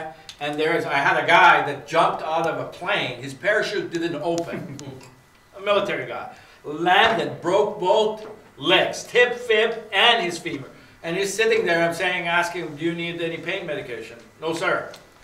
Okay? And then I have a guy that his finger, you know, has a nail, is, oh my God, get the surgeon in here. It's very individualistic. Yeah. That's what That's totally at the true, end of the day. So welcome Bruno, and now we diverge to Europe. We'll talk about a French experience with Botrops lanceolatus. So you will tell me why France has a position in the snake envenomation symposium. Because of course in Europe there is really not an issue with snake bites. In France we have only vipers, and we have two kinds of venomous vipers, Viper berus and Viper aspis, and we have a very efficient antidote, which is FIB2, and we just give one vial and generally everything is okay. But maybe you don't know that France has also some islands in South America. And we have Guyana, with probably the second largest Amazonian area in the world after Brazil. And we have also a small island called Martinique, you see on the map. And what is, so this is a French overseas department in West Indies. And what is very interesting in Martinique is that we have a snake there called Botrops lanceolatus, which is a specificity of this island. It is a member of the Crotalidae family. It is considered to be the only snake involved in this Caribbean island, and it is venomous. And you find this snake only in this island. So this is the only venomous snake in this island, and you don't find it anywhere else. And it is estimated to have about 20 to 30 reported bites per year. Also probably it is underestimated. So the toxicity is related to the Botrops family. So you have what we call the botropic syndrome, with the rapid onset of lesions at the bite site with hemorrhage, pain, edema, leading to dermomyonecrosis and local infections with possible severe sequelae, and also systemic symptoms with coagulation impairments and hemorrhage syndrome and acute renal failure, as you know. That is the botropic syndrome. Botropic syndrome, of course, I will not focus on that, I will go rapidly, is related to various enzymes contained in the venom that may act at different levels, inducing vasoconstriction, activating platelets, activating plasma coagulation, and even fibrinolysis. Botrops lanceolatus is quite different. It belongs to the botropic family, but it has a quite different outcome. The major enzymes in its venom is hemorrhagic snake venom zinc-dependent metalloproteinase called hemorrhagins, and these in this species is responsible for vascular damage with endothelium injuries. So it inhibits the coagulation, it activates platelets, and it results mainly in prothrombic activity. So with Botrops lanceolatus, you will have the local signs, symptoms like with all Botrops, but from a systemic aspect, you will have thrombotic complications in 30% of the patients, with brain, cardiac, and pulmonary thrombosis. So no hemorrhage, only thrombosis. And this will lead to organ failure, mainly neurorespiratory failure, deaths in about 15% of the patients if not treated, and sequela in 20%. So the difference, it belongs to the Botrop family, but it doesn't give hemorrhage, but just thrombosis, extensive thrombosis due to endothelium activation. Hopefully we have antivenom, which is Botrofab antivenom, so it is just a specific antivenom dedicated to this snake, produced by Pasteur Mérieux. It is obtained from hyperimmunized horses. It contains FAB2 fragments mainly. As explained with other antivenom, its regimen is adapted to the inflammation severity. It was synthesized and first administered in 1993, and it is effective to prevent the consequences of severe bites if rapidly infused, and of course its effectiveness is function of the rapidity you administer it. And till 2000 we have a certain experience with this antivenom. It was published, this experience was published in Toxicon in 2006. About 110 patients received this antivenom therapy within 6 hours and no thrombotic complication occurred. So it is quite efficient. Unfortunately, since 2000, complications reappear. So this is, I think, interesting for MENA region because we will see the reasons. And we performed a study on the 10 years between 2000 and 2010. So this study included about 100 patients envenomated with Botrops lanceolatus and treated with Botrofab. So you see that, of course, we have the local usual complications, but strokes reappear. Where it was 0, some stroke reappear, and even one death occur. 9 patients developed ischemic strokes, including 6 who received the Botrofab within the 6 first hours. So suggesting some resistance to this Botrofab that appeared since 2000.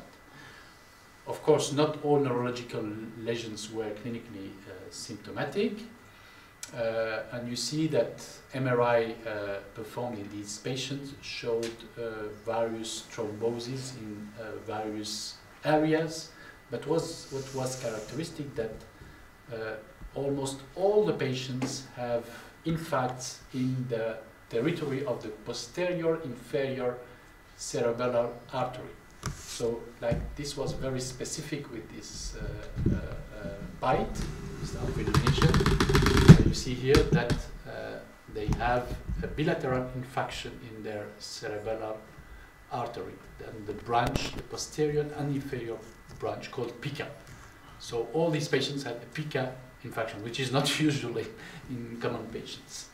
There were also other CNS injuries. Here you see injuries in the caudate and bioccipital infarcts.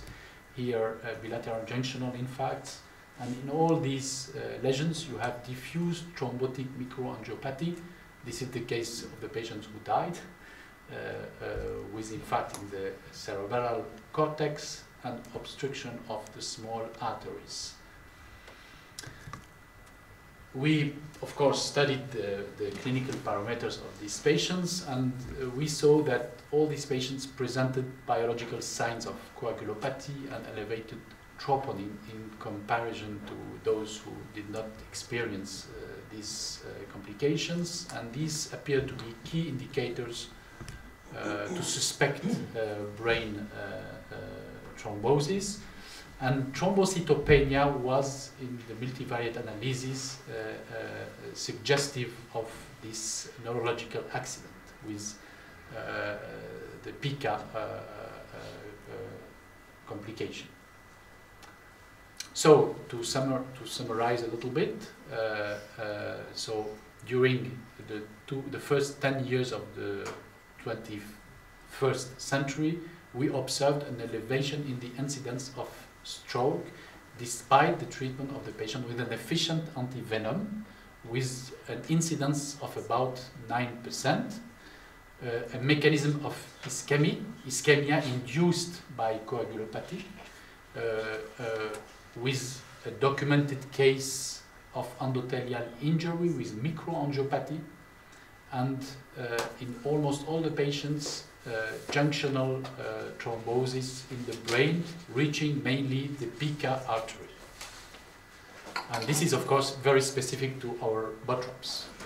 So we questioned about decrease of efficiency of our antivenom, which is specific and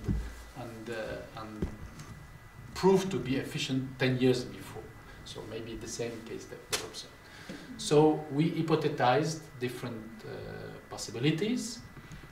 The one which is probably the most exact is modification of the venom composition, because the first antivenom was produced based on 25 snakes caught in Martinique, and they were adult snakes. And probably the new, younger snakes developed new epitopes, and those are not covered by the botrofab antivenom. So it was requested to produce a new antivenom, and about 130 snakes were caught in Martinique, mainly now young snakes, and the venom was collected, and a new botrofab 2 was produced by the Pasteur Mérieux, because this is a public health issue in France, in Martinique. So a new antivenom was produced in 2011, and since that date we made an observational prospective study, and this is the preliminary results of 7 years of observations. We treated 160 patients with grade 3 and 4 envenomation with this new antivenom. So the delay was relatively short because the island is small. And of course, we observed local complications in the majority of the patients, edema, pain, bleeding, but lower rate of troponin elevation and no thrombotic complications of fatality in none of these patients. So we were able to produce a new antivenom based on changing in the epitopes, and it seems now to be efficient again. So Bruno, we appear to be optimistic. Younger snakes have the epitope? Sorry? Younger snakes have the yes, epitope? yes. This is the hypothesis, but it is not still not proved. Okay. So we have a collaboration with the team of Guterres. I don't know if you know him. He's a scientist that make experimental studies on snakes, and he's currently studying these antigens from different species, and especially that to answer this So originally they were all adult snakes? That yes, originally the first antivenom was produced from adult snakes. Okay. Then there was a failure 10 years later, and we produced a new antivenom, and now it's efficient. So we can be optimistic for the future.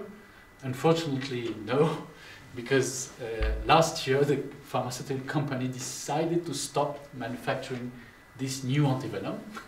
So now we have also some problems, and now we are testing different Brazilian, Panamanian, and South American antidotes that are directed against botrofab families to see if they act on this specific botrofab lanceolatus and to choose the most efficient one, because probably in 2 years, 2 or 3 years, when the storages will be finished, there will be no effective antidote to this botrophin. Who produces it? What pharmacy? Pasteur Mérieux, which is a French company. Is it a private? Yes, it's a private. Yes. Okay. Because Institut Pasteur used to be a public. It is. Institut Pasteur is private too. Not private. Yes, yes. And Pasteur Mérieux is probably connected to Institut Pasteur, but it's not Institut Pasteur. So I thought that this experience could be interesting for you because here we have some certainties about the epidemiology, because we know exactly the snake, because if you have an envenomation in Martinique, you are sure that this is only this snake, because there is no other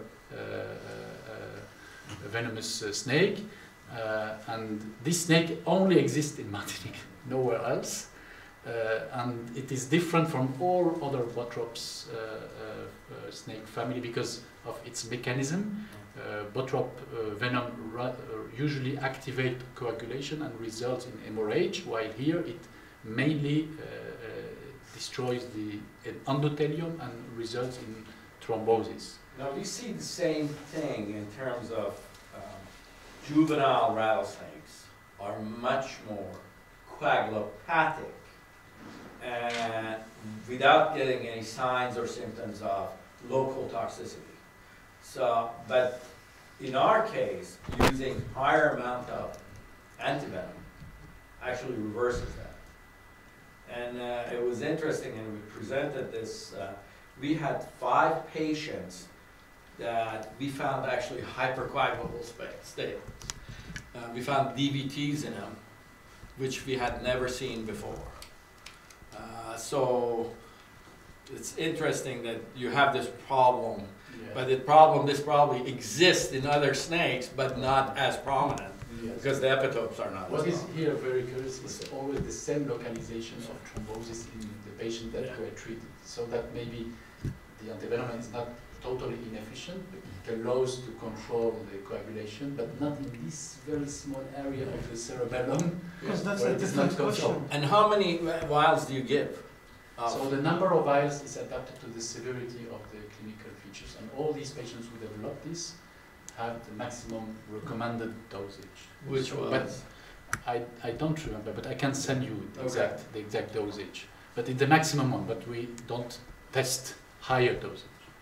But normally it's adapted to, as it was shown, to the LD50 in mice, extended to humans, the same adaptation, with cases where the venom concentration was measured. Also, of course, in all these cases, no venom was measured, but it is adapted, and especially we have 10-year period of more than 100 cases treated with this antivenom with complete efficiency. So there was something new. So about the juvenile snake with the more systemic effect, there's a study already published in Tox as well. It's from Brazil. And I was the reviewer for this study, and they capture the juvenile compared with the adult, and they compare the systemic effect and local reaction. It's true. There's evidence already published. Thank you very much. We know it's true. I see it all the time. Yeah, but we need to prove it. Thank you. So I know it's not time, but if you spare us a few minutes, just a difficult case that.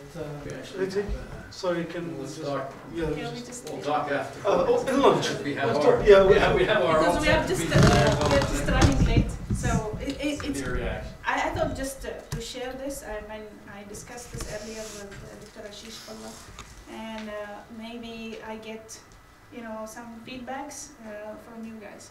So this is a case as a 16-year-old boy who I received the call through phone consultation on Saturday around mid of the day. And basically they think that this is a case of a snake envenomation who has been receiving antivenom, but there is no improvement.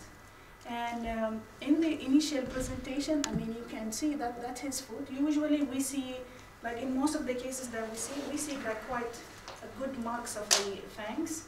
and you see significant swelling in most of the cases.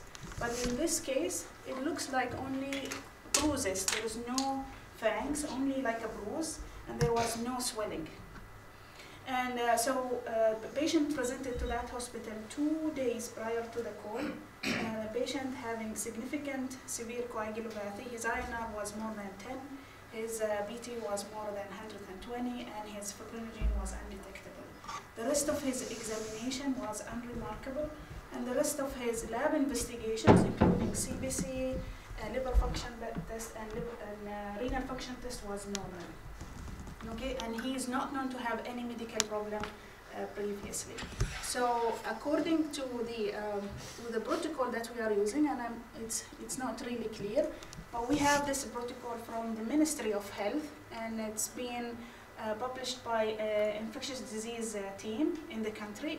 So, and then they categorize the envenomation into no envenomation, mild to moderate, and severe envenomation based on the local manifestation as well as the lab investigation.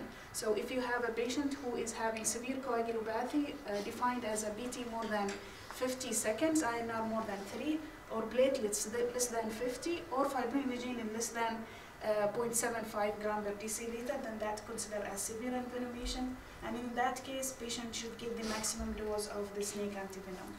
The snake antivenom that we are using is the Saudi polyvalent, because we don't produce our own. And the maximum dose is 10 vials, which is 100 milligram. So 10 ml in each vial. How much So does by it the cost time, you? yeah. The cost to the patient and the cost to you? Yes. A while? No, there is no cost to the There patient. is like There's no cost for the non-profit patient? that's distributed for free for all the hospitals in the kingdom and even to GCC countries. Like, I think it's free, yes? You are getting it also. No, we are getting it, but with the minimal fees, so it's not. It's And not the like, patient, not costly. patient is free Because I've of been to charge. the antivenom institute Yeah. in the Haras. I've been there. Mm. So eventually, by the time they called me, he passed already 48 hours, and so he received around 70 vials, because according to the protocol, they should repeat the coagulation profile every 6 hours. If it is the same, then they repeat the same dose that they started with.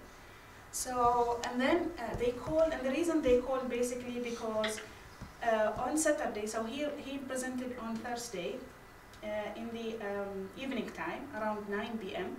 And then on Saturday, patients started to develop sublingual hematoma, but there is no active bleeding, and so they were worried. They already gave him FFP and cryoprecipitates, and his repeated coagulation was almost the same.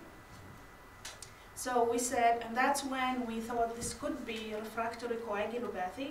And so I don't know what is your thoughts about refractory coagulopathy, because this was my first case of that scenario. So I looked into the literature. I didn't find much, except some is from the Indian literature, where they say they, instead of giving boluses of the antivenom, they give infusion.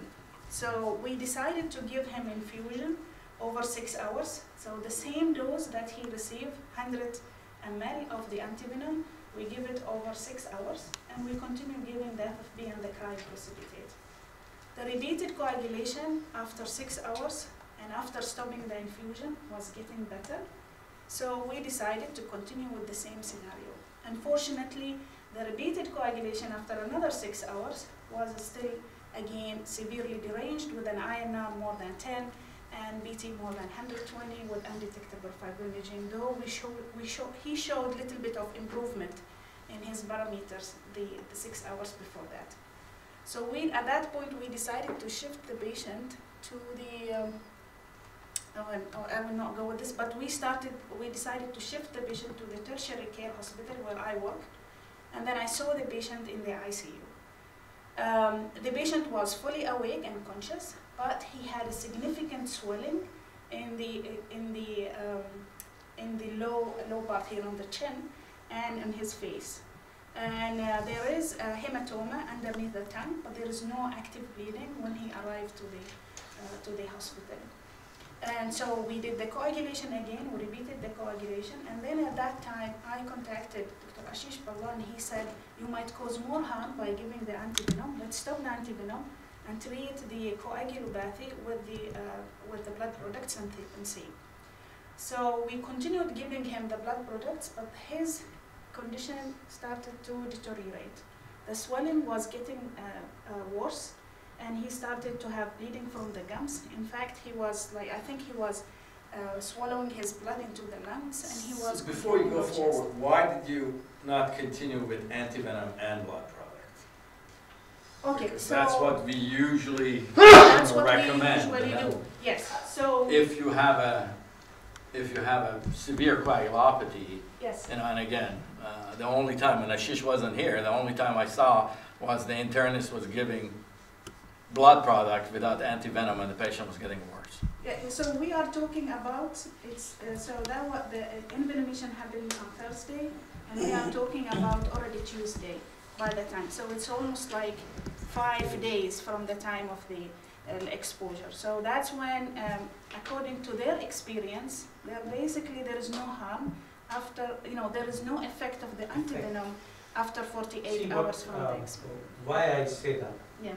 I showed you the data, 900 ml ASV down to 150 to 200. When you give anti-snake venom, you will only take out what is circulating in the blood. Yeah. Once you've given your maximum dose, whatever you continue giving is not going to take anything out of the tissue if it is already bound. If it has caused harm, If it's already bound, but that's making an assumption No, that see- there's not equilibrium between the, and it's not coming out and going And also back the in. site of action of the venom is in blood, not in tissue in this case. So carry on, doctor, and then we'll have a discussion. Yeah, So let's see what happens. Yes, see what Okay. So happens. you stop the antivenom, you're So giving I blood stopped product, antivenom, like Ashish that. is involved. Is he intubated now? No, so yes. Yes. Why didn't you consider that? I saw it was like a very huge zone here, where there was the. No, that's the heel. that's That's the the heel. heel. the heel. That's the Ah, heel. okay. That's But what the foot. didn't you not consider to operate this area? To No, get the because blood? the- No, when No, I to get the So the that venom. picture. So If the a depot. idea is, if there is a venom Depot, depot, that's what he said. that Depot. you can. The fact is, I'm not a believer in venom depot, but we last 3 weeks. Our venom Yes. lasts 3 weeks. And there is We know there is because of big the evidence, coagulopathy. there is big data. You can still give antivenoms even up to 7 days, 10 days. But with the bleeding, how they're gonna So- do a myotomy or So something? no, but it's not. He basically that picture. Yes, of course, there's always- He did not develop any significant swelling, by the way. It was only ecchymosis at the same day. By the second day, the ecchymosis almost disappeared. And did It's we not do any like it- studies on this Did he individual? really have a snake bite? Or did he have other So issues? Was it Let's have something finish- else? let's have so finished we- the- so at this point, we started to question whether he actually had a snake envenomation Yes. or not. So we go back to the history. In fact, we involved the environmental health, and they went to the area and did screen. They did not find anything unusual. He was playing in a coastal. He lives in a coastal area near to the beach, and then he. That's what they say. Right? So they basically he was playing bare feet. And then he went back home. On the way back home, it was already dark. He felt that he stepped on something soft, and then he felt the pain. And then he heard the sound of the sound with something like, but he did not see anything. So we were not sure whether this was snake envenomation or not. But because we Looked like were a not duck. sure whether the Sounds like a duck. antivenom was helping the patient or not, we decided to stop the antivenom, continue with the FFP and cryoprecipitate, and do CT chest and head, because he was becoming a little bit drowsy and he was complaining of chest pain. And the CT did not show any intracranial hemorrhage or bleeding. He had a significant myositis over this area only, not any other part. His foot was completely fine, and he had an evidence of pulmonary hemorrhage bilaterally. Maybe he swallowed the blood because of the active. So we decided electively to do tracheostomy for him to reserve his airway just in case. Then we involved the hematologist at that point, and then the hematologist said we have to do exchange transfusion, and that's another thing that came up in the management. In such a patient with refractory coagulopathy, should we consider exchange transfusion in an early stage rather than waiting for him until that stage? He received 2 doses sessions of exchange transfusion. He received multiple FFPs and cryoprecipitate, and eventually in the subsequent 48 hours, his coagulation profile improved. He became better, and then we discharged him home without any sequelae. Did you send any sample of the blood for venom detection anywhere in the world? Yeah. Anywhere in the world, I reserved a sample, but I don't have anywhere in the world. See, there are only 2 possibilities when you have a refractory coagulopathy. One, you are dealing with, and your ASV is not working. One, you are dealing with a venom or a snake, which you're not covering with your ASV. Yeah, that's most likely. So what's the point giving liters of ASV to a patient when you're not covering it?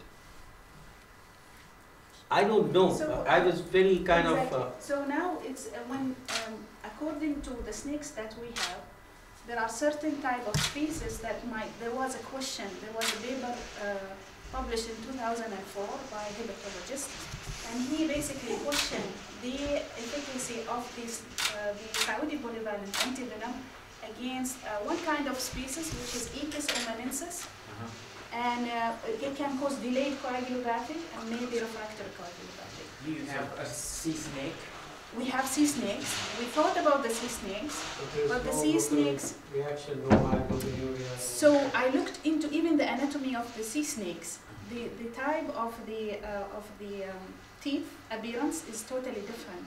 And you have to have a local site because they have to have a long contact with the patient before they do the inflammation part. So, which was not there in this patient. And the CK would be... So, and they don't, and he was not, he was not on the shore, by the way, he was in between the houses.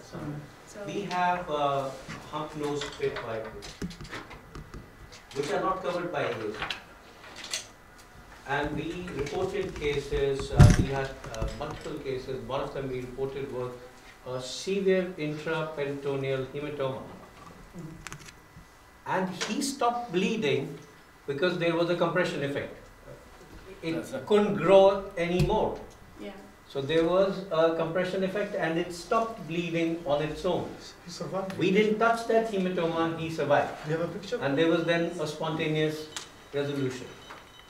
But we didn't give any more anti-snake venom to them. And no other studies was done on this kid to find out whether he had any type of a pre-existing condition? Yes. You mean that was the second protein C, protein S deficiency, factor 5 Leiden. They did, all were negative. He's been followed up by the hematologist. All his labs. So which test did they do? When you say all of them?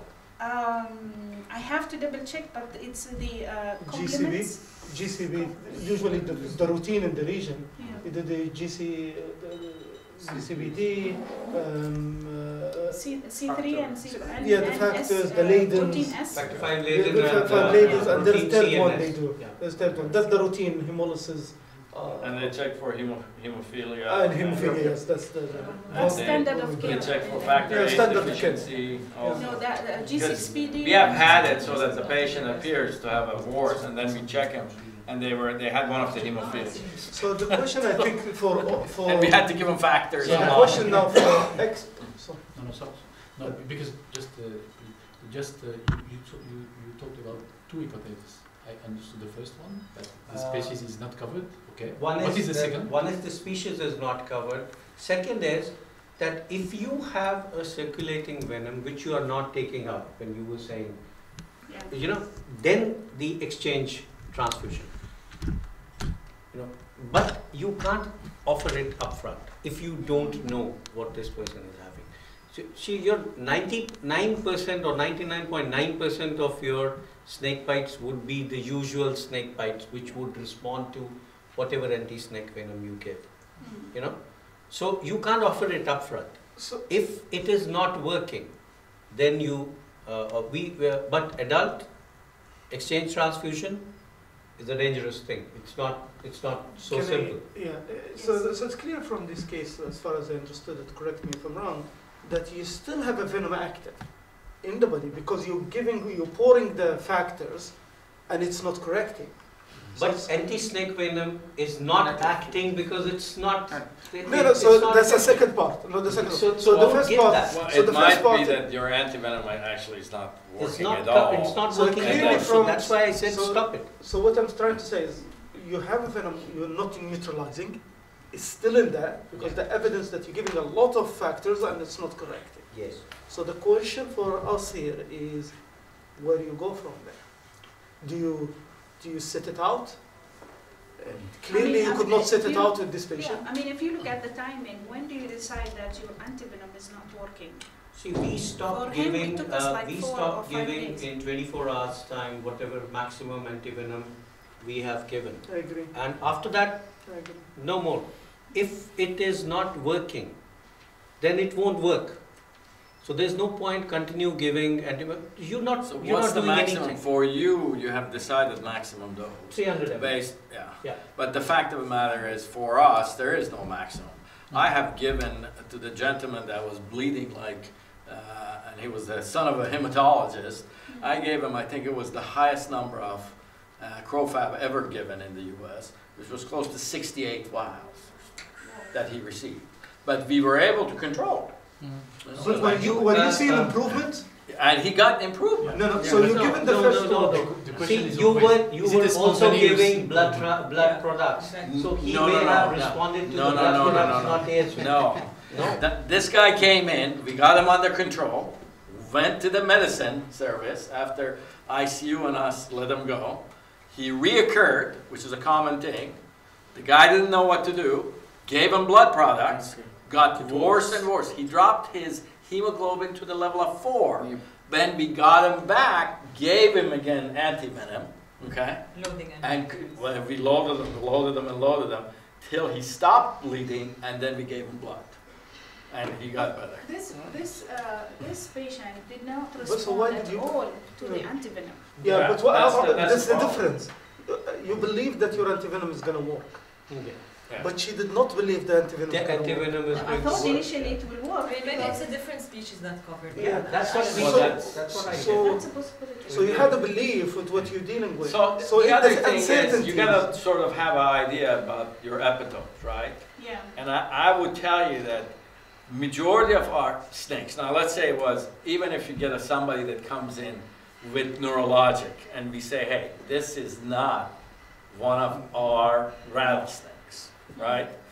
And what I have seen, at least in my practice, that you give them enough antivenom, you cover many of those epitopes. And they do so. Crofab is not built for cobras. Have I seen a good effect? Yes.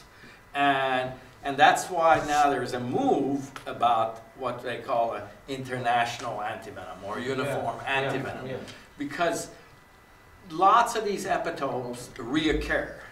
And, you know, who was it that put Brian Fry's study? Brian Fry studied the good part of his study, not his human touch, but the good part of study is that he has shown that venom and reoccurrence of venom in various species has to do with the strategy that's common.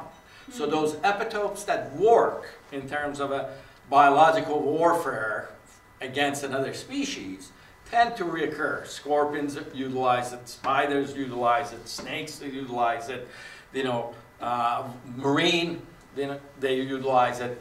So sometimes you have to give massive amounts.